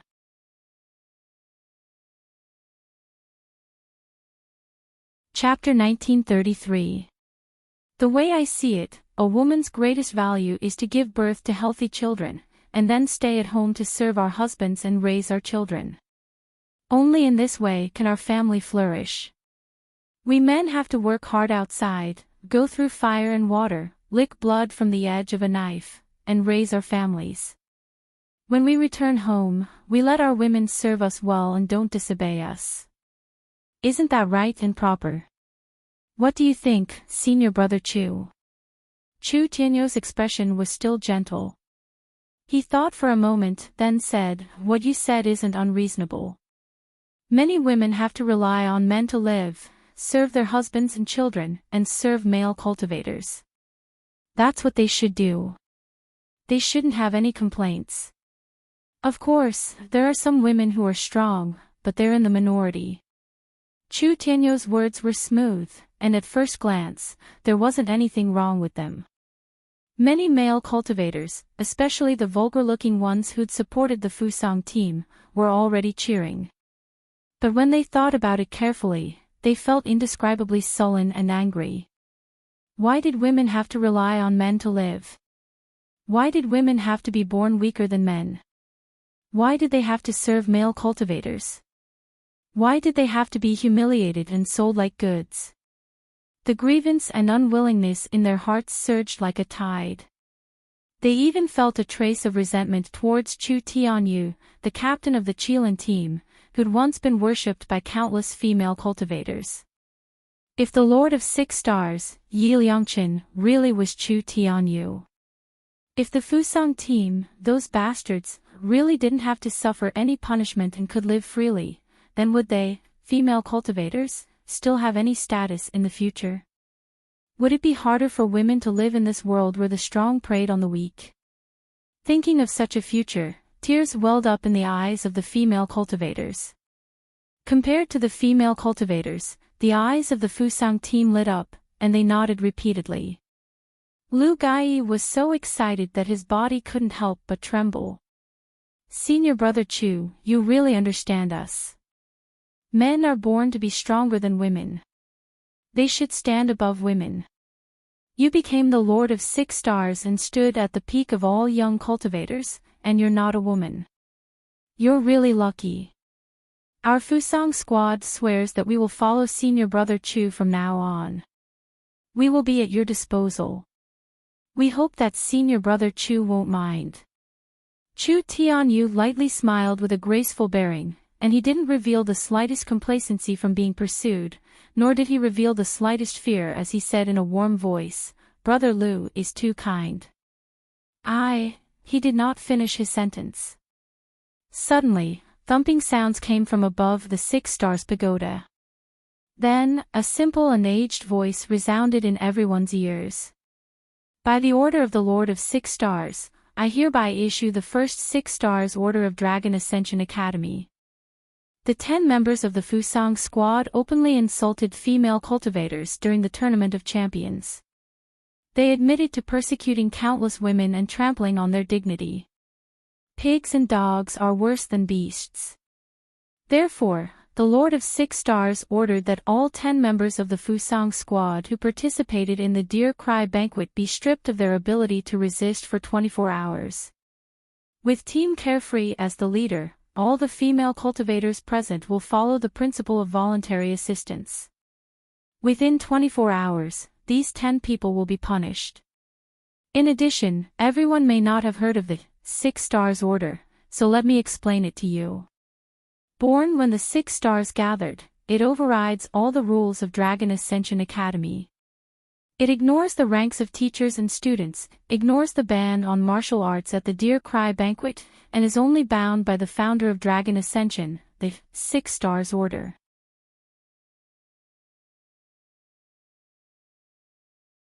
Chapter 1934. The ancient voice slowly disappeared.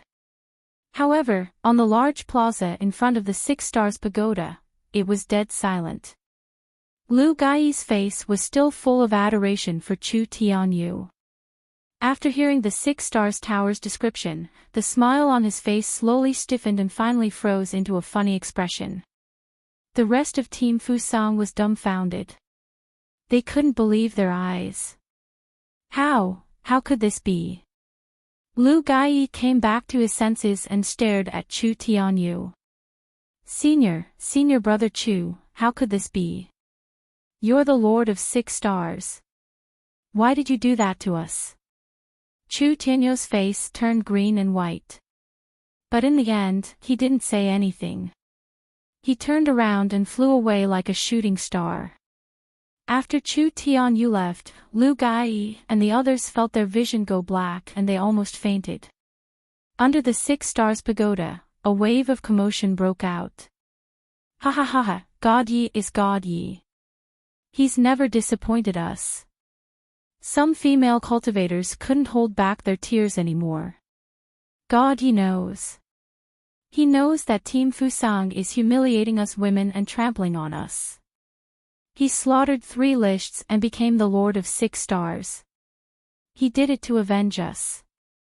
Sob sob sob, how can God Yi be so handsome? I'm serious this time. No matter if God Yi is a man or a woman, I really want to marry him. Someone couldn't help but ask, then, is Senior Brother Chu Tianhe? Humph. Chu Tianyu is protecting Team Fusang. How can he be the gentle, kind, and heaven-defying God Yi? Didn't you see him run away with his tail between his legs? You can't say that. Senior Brother Chu didn't say anything to help Team Fusang. It's just that he's always been gentle, so he didn't say anything bad.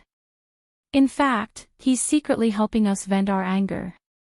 Yeah, if it wasn't for Senior Brother Chu, how could we have seen him below the 6 stars tower?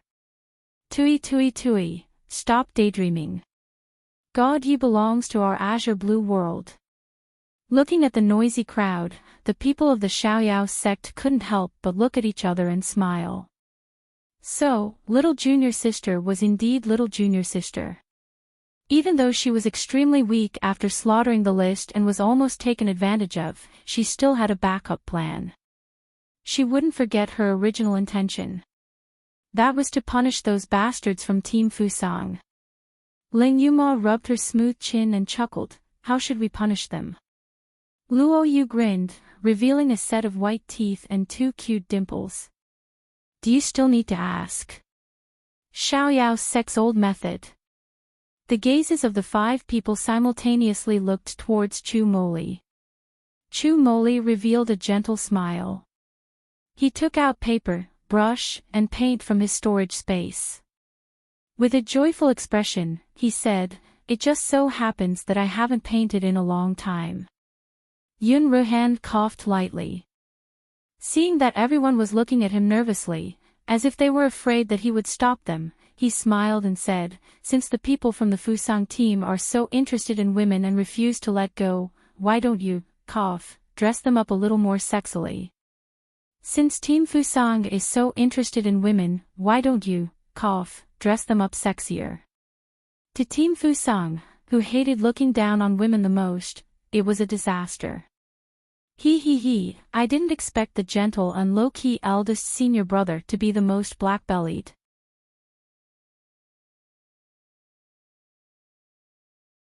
Chapter 1935. The members of the Fusang team were in a state of panic when they suddenly saw the people of the Xiaoyao sect walking towards them. They wanted to leave on their swords in fear, but as soon as they used their spiritual power, they fell to the ground. What are you doing? Ah, bastards, who told you to take off my clothes? Don't take off my pants. Ah, bastards of the Xiaoyao sect, I will kill you. The practitioners at the side looked at the actions of the Xiaoyao team. They were first dumbfounded and felt a chill down their spines. Especially when they saw Yanagi, Higashino Makoto, and the rest's last piece of clothing being ripped off. They simply wanted to scream hysterically at the sight of this unbearable scene. Oh my god! Xiaoyao team, are you demons? How could you do such a thing? Most importantly, there is a woman among you. Don't you know shame? The people of the Azure Blue World thought, so what? You haven't seen the real exciting thing yet. Otherwise, why do you think the Xiaoyao 7 demons are called the Xiaoyao 7 demons? Sure enough, the actions of the 7 people of the Xiaoyao team refreshed their worldview once again. After taking off all the clothes of the members of the Fusang team, not even leaving a piece of cloth for them, Ling Yuxing of the Xiaoyao team began to take out all kinds of clothes from his Qianquan bag. Every one of them was a thin veil, faintly discernible. Every one of them was enchanting, elegant, sexy and charming. When Qin Jiu obeyed the orders of her fellow disciples and was about to put a pink gauze dress on Lu Gai, Lu Gai screamed like a pig being slaughtered, "Get lost, I will never wear women's clothes. Why don't you just kill me, if you have the ability?" Before he could finish, Qin Jiu had already raised her foot and stepped on his naked balls. There was a cracking sound. Everyone seemed to hear something shattering. Then came Lu Gai's heart-wrenching scream. Thus, he no longer had the strength to curse or resist. He obediently let himself be put on the sexy clothes and put on the most enchanting pose. As for the other people of the Fusang team, they originally wanted to resist. But seeing Lu Gai's fate, they suddenly felt their balls go cold and almost fainted. Each and every one of them cried in aggrieved grief, but they no longer dared to resist. They let the members of Team Xiaoyao put on those sexy muslin dresses for them. At first, the female cultivators on the side were so frightened by this scene that they wanted to run away. However, when they saw the Fusang team, which had been beaten black and blue but was still extremely arrogant, being stripped of their clothes and replaced with enchanting, half-covered women's veils, they cried with snot and tears all over their faces, as if they had encountered a disaster. Some of the female cultivators couldn't help but burst into laughter. Some people say that to beat a snake, one must hit it where it hurts. If you wanted to take revenge on someone and punish someone, you had to pinch the person's most painful spot and ruthlessly beat it. As for the arrogant scum of the Fusang team, who trampled women into the mud and trampled on them. Today's punishment was worse than death.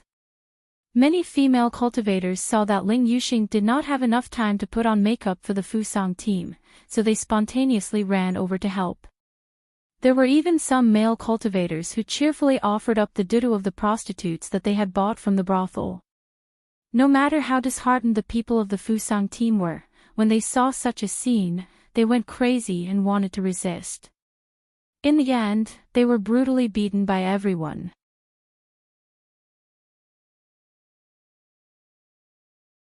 Chapter 1936.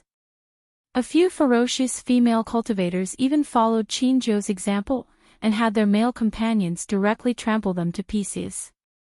Chu Moli's drawing speed was very fast. In less than an hour, lifelike drawings had already been produced. There were Fusang team's collective drawings, as well as individual drawings. Especially that Lu Gai, he even drew several drawings from various angles. The carefree team smilingly kept one drawing each as a base, and distributed the rest to the cultivators present to copy and spread. The female cultivators who received the drawings were all excited, their eyes shining, wishing that they could immediately copy hundreds or thousands of them, so that the miserable appearance of these beasts could be seen by everyone. They believed that before tomorrow, Fusang team's sexy and enchanting beauty drawings would spread throughout the streets of Divine Elephant City. Lu Gai's eyes were filled with tears of humiliation. He would really rather die to be treated like this. And all of this was caused by the carefree team and Yi Liangqin. He, Lu Gai, and his Fusang city must definitely take revenge for this. Suddenly, a shadow shrouded above him. Lu Gai raised his head, and saw Chu Moli's gentle smiling face. This emaciated and sickly man had a warm and harmless appearance, causing people to unconsciously let down their guard against him.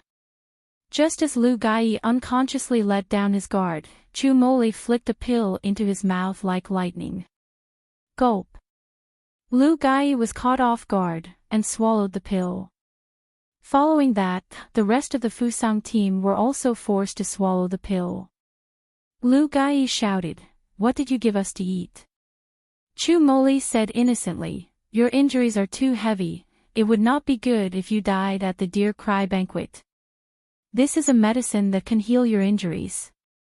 The man's expression was too sincere, to the point that Lu Gai and the rest unconsciously believed him. However, all of them saw that as soon as Chu Moli turned around, the corner of his mouth hooked up into a faint smile. Medicine to heal injuries. Don't joke around, how could that be possible? Since he was already their carefree school's enemy, then naturally, he had to be eliminated. The moment Mu Yen fell at the entrance of the Six Stars Pagoda, her entire body was still tense. However, very quickly, she felt her body being embraced by a warm embrace. A familiar scent assaulted her face.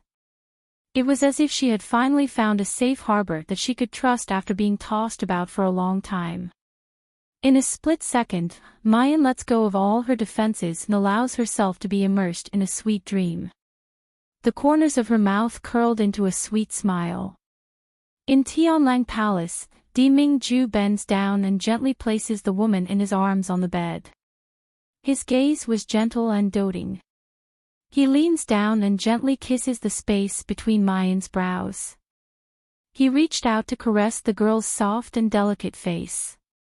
However, as soon as his fingers touched her jade-white skin, his originally slender and solid fingers began to dissipate like smoke. Di Mingju frowns, a hint of irritation flashing through his eyes. The Essence Soul Avatar's time was up again. Damn it! He didn't even get to see Yen Yen properly. In his deep blue eyes, there were raging waves of dissatisfaction, as well as a strong reluctance and deep affection. But in the end, he could only look at Xiao Bao, who was in the space, and kiss Mu Yen. Then, his figure slowly dissipated into the air. Shouxian continent. In front of the universe mirror, Di Mingju's figure slowly appears. The air is filled with a faint smell of decay and blood.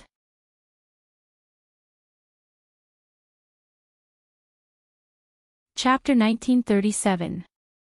This is the border of the northern frontier of the polar domain. Since 10,000 years ago, there has already been a blood-red, opaque enchantment here. No one knows what's outside the enchantment.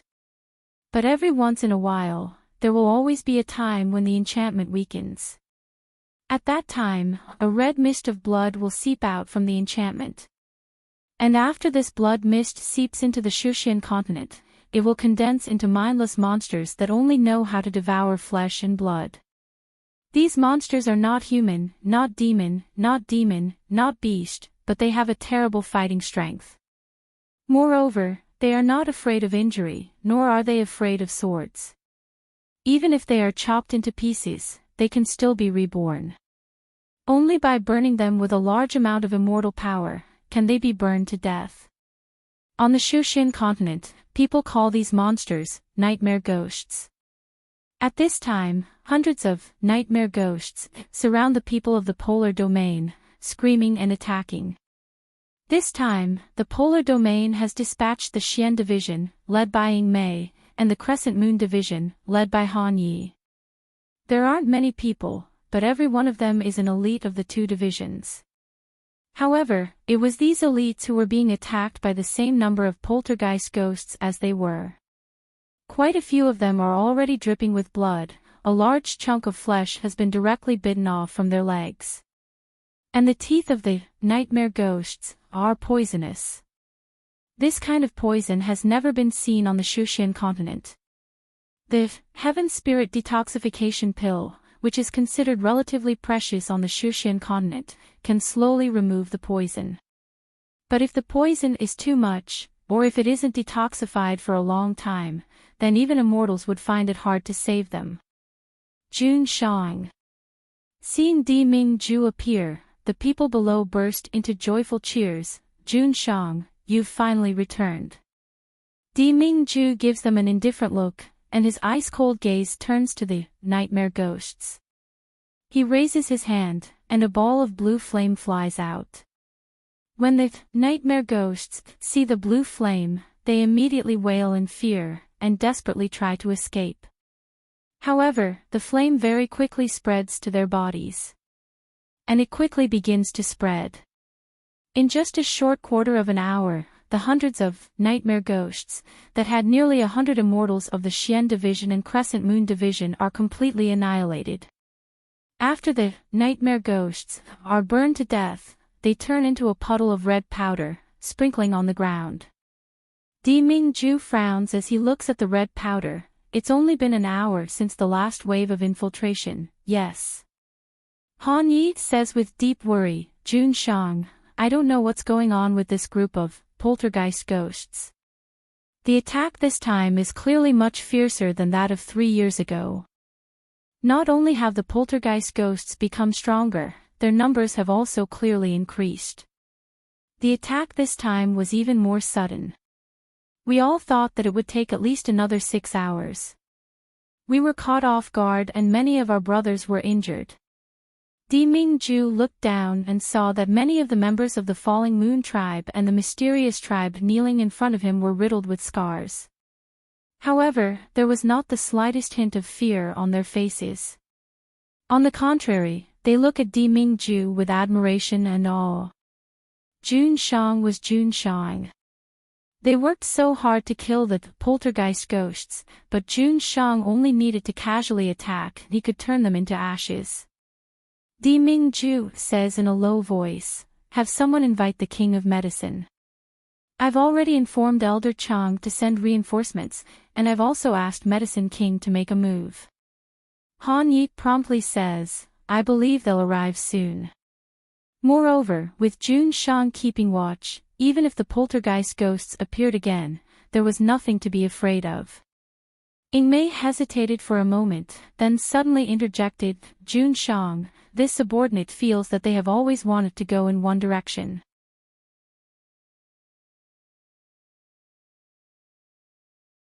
Chapter 1938. They're naturally referring to the Hui ghosts.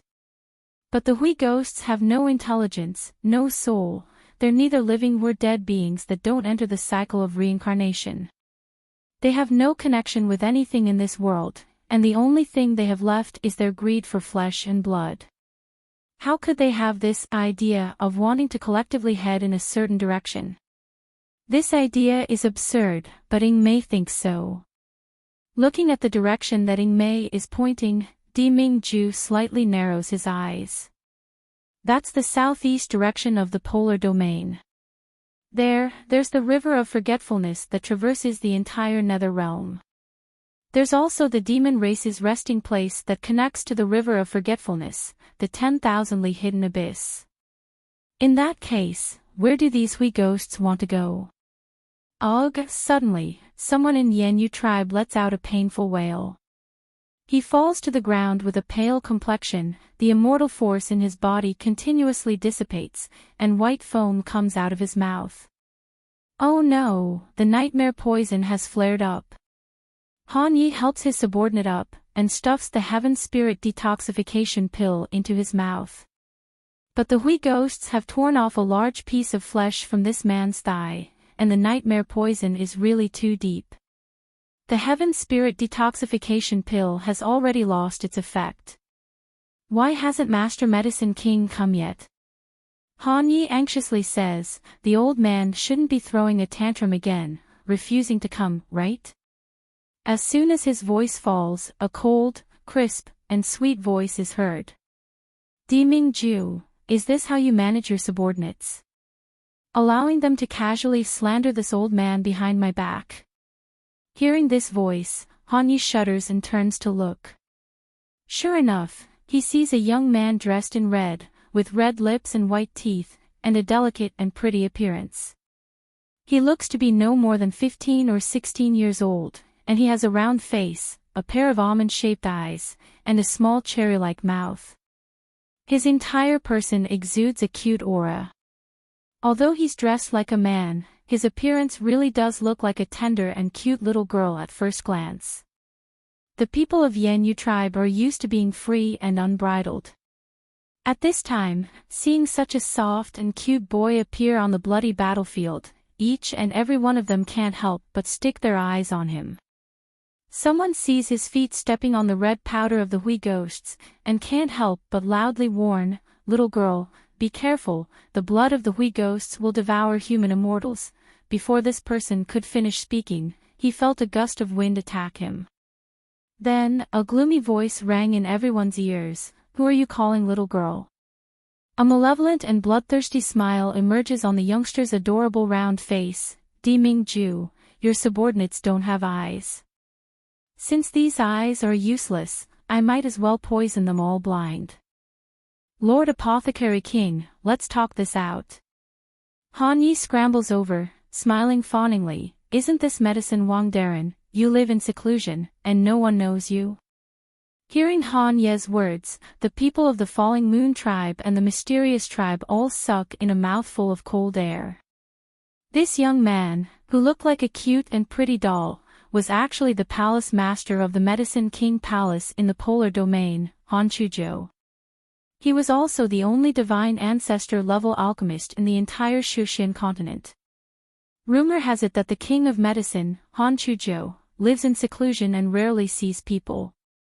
God, now they finally knew the reason. The dignified medicine king, and it was said that he was an old monster who had lived for more than 1,000 years. Unexpectedly, he had the appearance of a boy and a girl. If they didn't want to appear in front of people, Di Mingju lightly says, "Medicine King, detoxify them first."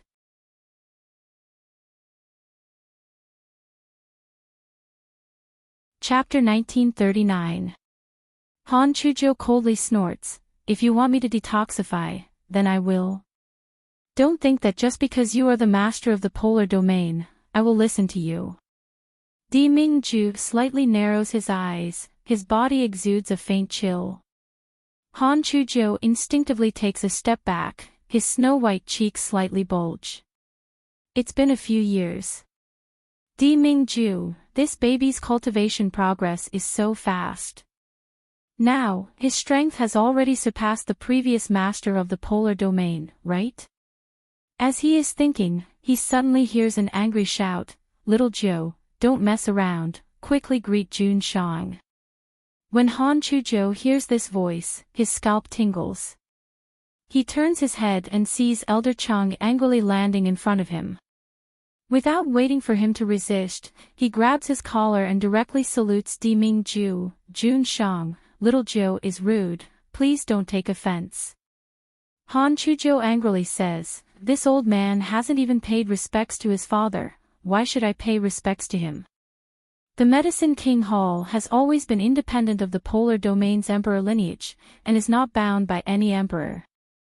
This old man doesn't need to pay respects to him, nor listen to his orders, nor treat his people. Di Mingju waves his hand, motioning Elder Chung to let go of him. His handsome face, like that of a god, but also as cold as a glacier, slowly blooms into a smile.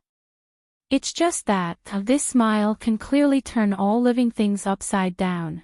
It's so beautiful that it's not like a mortal's. Han Chujo inexplicably shudders. What Medicine King means is, in the future, if you don't take an immortal medicine from the polar domain, you don't need to collect rare treasures for you. In the future, if the alchemy furnace explodes, you won't have to trouble the polar domain to find a top refiner to reforge it for you, right? The man's voice is calm and calm, it sounds like a statement from a high position, without the slightest hint of threat. Han Chujo suddenly wilts, this is a threat. And it's pinching his weak spot. Okay. Isn't it just by poison? This old man will cure it for you. After that, he crouches down. The hand he stretches out is still white and tender, and also a little chubby, looking like a white steamed bun, looking particularly cute. But it was this pair of hands with a little baby fat that sprinkled something on the dying cultivator of the Falling Moon tribe. The cultivator's immortal energy stopped dispersing, and his pale face gradually turned better. After saving the most troublesome person, Han Chujo was too lazy to do it herself. She directly threw a bottle of pills to Han Yi, "Feed them yourself, one for each person. If you feed them too much, they will be poisoned to death. Don't come to me." Han Yi repeatedly thanks him. Han Chujo curled his lips, he was still unhappy, but he was somewhat afraid of Di Mingju, so he didn't dare to yell at him. He can only say to Han Yi, "You, kid, send me 100 kinds of processed immortal medicines to the Medicine King Hall within 7 days. If even one of them is missing, this old man will go to your Falling Moon tribe's well in the middle of the night and poison it." 107 days. Han Yi is so scared that he almost drops the elixir in his hand. His face looks like he's about to cry, "Master Medicine King, the price of your elixir is too expensive." Han Chujo sneers, "This old man's elixir is hard to find in the entire Shushin continent. You can get a whole bottle, and you're still not satisfied. Why don't you return it to this old man now?" Han Yi doesn't dare to say anything more. Elder Chung sighs and says, "Little Joe, your temper is really. That Medicine King Hall is so big, but you refuse to recruit even a maidservant. You want to do everything by yourself."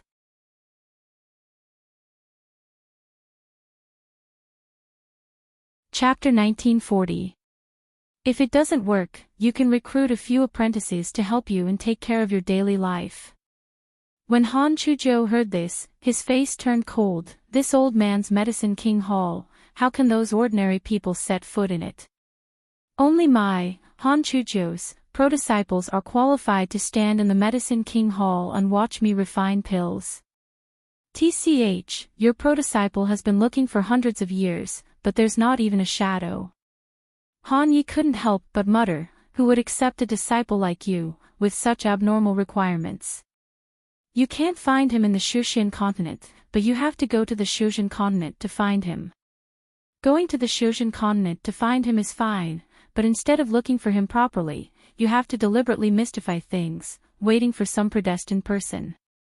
Waiting for the predestined person is fine, but you have to hide that opportunity so deep, so abnormal. Even we have heard of him deliberately looking for him, but he can't find him. If others can find him, then it would be strange. Furthermore, none of the checkpoints inside could be passed by a normal person. If I can find a successor, I, Han Yi, will write my name upside down.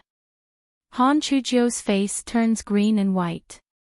Elder Chang smiles and pats him on the shoulder. Little Joe, what Han Yi said is reasonable. Why don't you change the rules of accepting apprentices?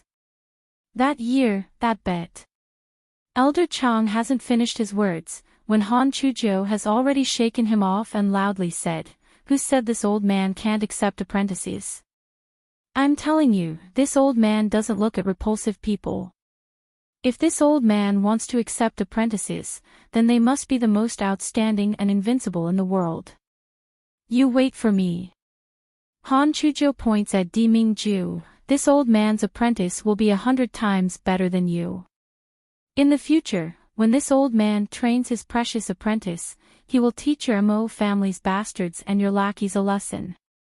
After that, he doesn't wait for the crowd to react. Like a gust of wind, he soars into the sky and disappears." Elder Chang couldn't help but smile bitterly and shake his head. Little Joe's temper awe. Han Yi angrily said, "Am I wrong? His abnormal apprentice opportunity, it would be strange if someone can trigger it. What's more, he actually said that he will train a disciple who is stronger than Jun Shang, and will teach Jun Shang and us a lesson. Ha ha ha, it's really funny. In this world, someone who can teach Jun Shang a lesson hasn't been born yet." Mu Yan slept for an entire 3 days and 3 nights. For the next 3 matches, the Carefree team played without Mu Yan. On the second day, the Carefree team drew one of the top 3 teams, the Purple Cloud Realm's Changing Moon team. Because Leng Yuma and the others have not recovered from their injuries, plus Mu Yan's absence. In this match, the Carefree team lost. This was also the first time the Carefree team had lost in the Tournament of Champions. However, it was different from before the start of the competition, when everyone hoped for the Carefree team to get lost. Although the Carefree team lost this time, they received thunderous applause from the audience. Even their opponents, the Changing Moon team, showed them respectful and friendly smiles.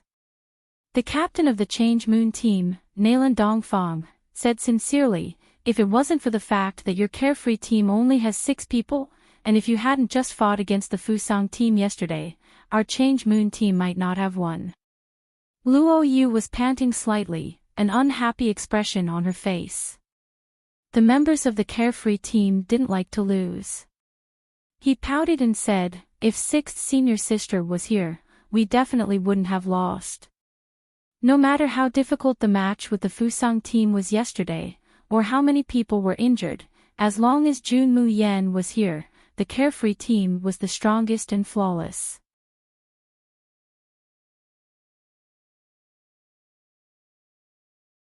Chapter 1941.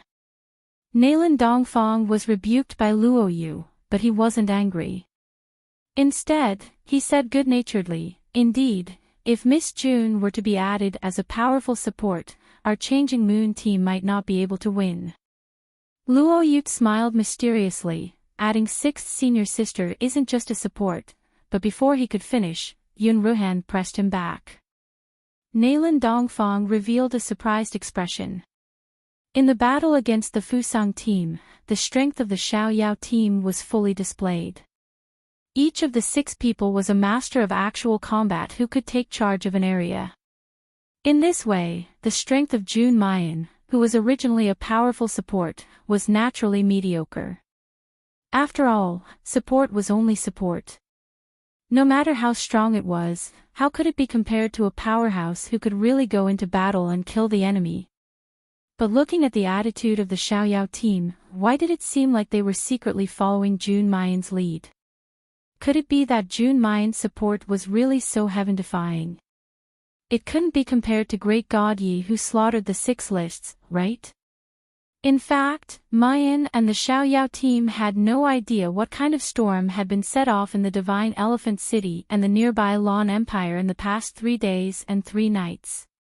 The Dragon Ascension 6 lists were slaughtered, the Lord of 6 Stars was born, and the mysterious Heaven Orb was condensed in the Dragon Ascension Academy.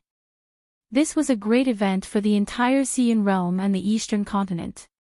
In the Lawn Empire Palace, Lan Huahong, dressed in a crown prince robe, strode to the Lawn Empire's Empress Bai Wei and bowed, "Greetings, Mother." Bai Wei hurriedly bent down to help him up, her face full of joy and pampering. "Hong, I heard that your cultivation has improved a lot after this seclusion." Lan Huahong's eyes were bright, but he still tried to maintain the dignified appearance of a prince and nodded vigorously. "Mother, my divine beast summoning technique has been upgraded to the 2nd level. Can I go out and see the boss?" Before Lan Huahong finished speaking, someone suddenly came in and knelt before Bai Wei, reporting to Empress, "All the information you asked us to find on Yi Liangqin is here." Unfortunately, even in the Tianguang ruins where he first appeared, no one knew his true identity. "Ah!" Lan Huahong, who was standing at the side, couldn't help but exclaim, but he immediately covered his mouth. Bai Wei looked at him strangely. "Hong, what's wrong?" "No, nothing." Lan Huahong tried his best to suppress the surprise in his heart. "Mother, what happened to Yi Liangqin?" "Yap Liangqin. Isn't she boss's mother?" Although the boss didn't mention it many times, he did mention that Yap Liangqin was his mother's alias.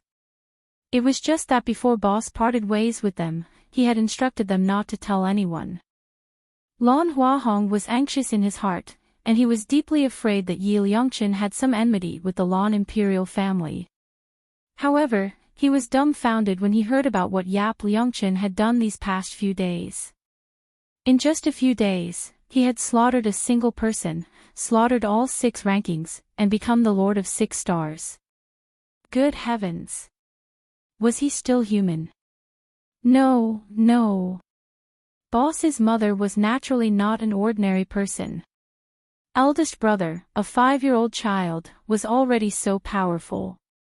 Wasn't it normal for eldest brother's mother to be even more powerful? "Honger, do you know this Yi Liangqin?" Bai Wei's words brought Lan Huahong back to his senses. He quickly said, "No, I don't." Boss said he couldn't reveal his mother's true identity, so he wouldn't reveal it.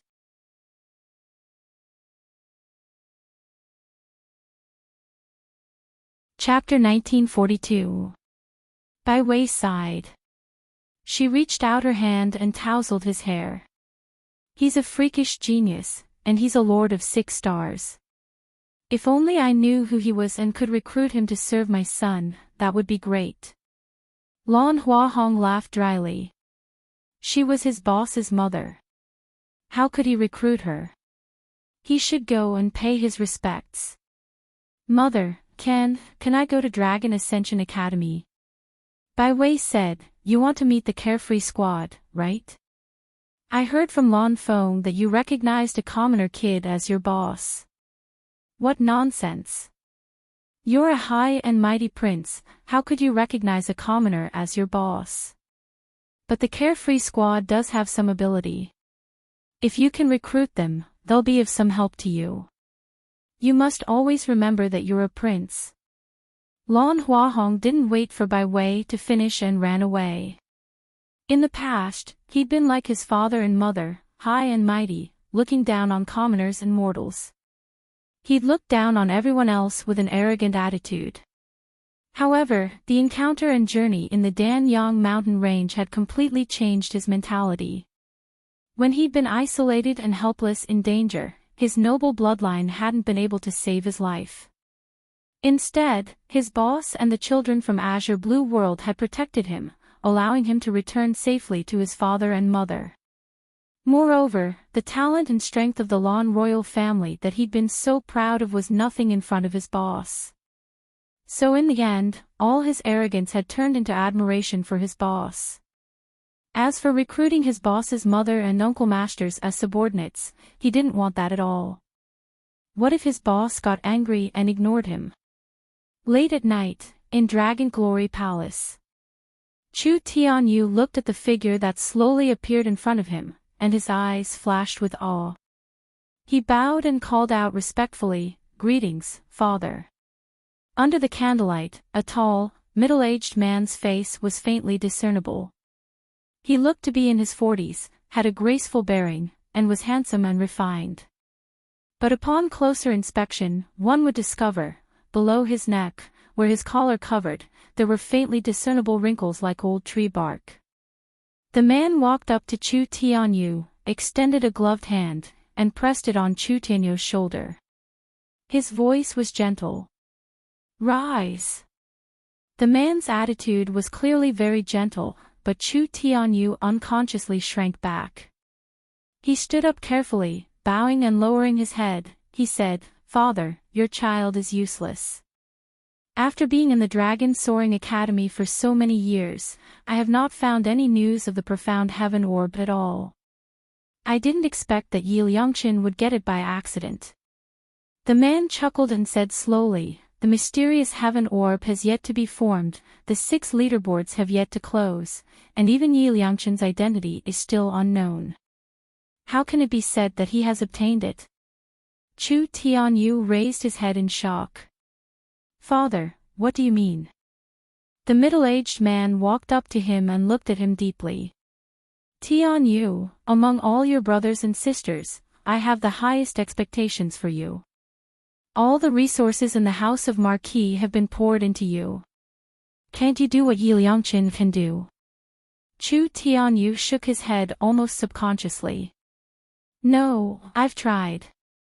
I can't do it, father." In fact, for the past 2 days, he had already changed his name to Fuchen and attempted to climb the 6 rankings. Although he surpassed Duan Wenbin very quickly, he could not surpass Yap Liangqin, who was at the top of the list. You're tuning in to the LoveLore Library YouTube channel. We're so grateful for your support, and don't forget to subscribe to join us on this incredible journey through captivating stories. Your generosity through donations truly makes a world of difference, as it's the primary source of revenue that allows me to expand and enhance this channel for you. Thank you from the bottom of my heart for being a part of this adventure.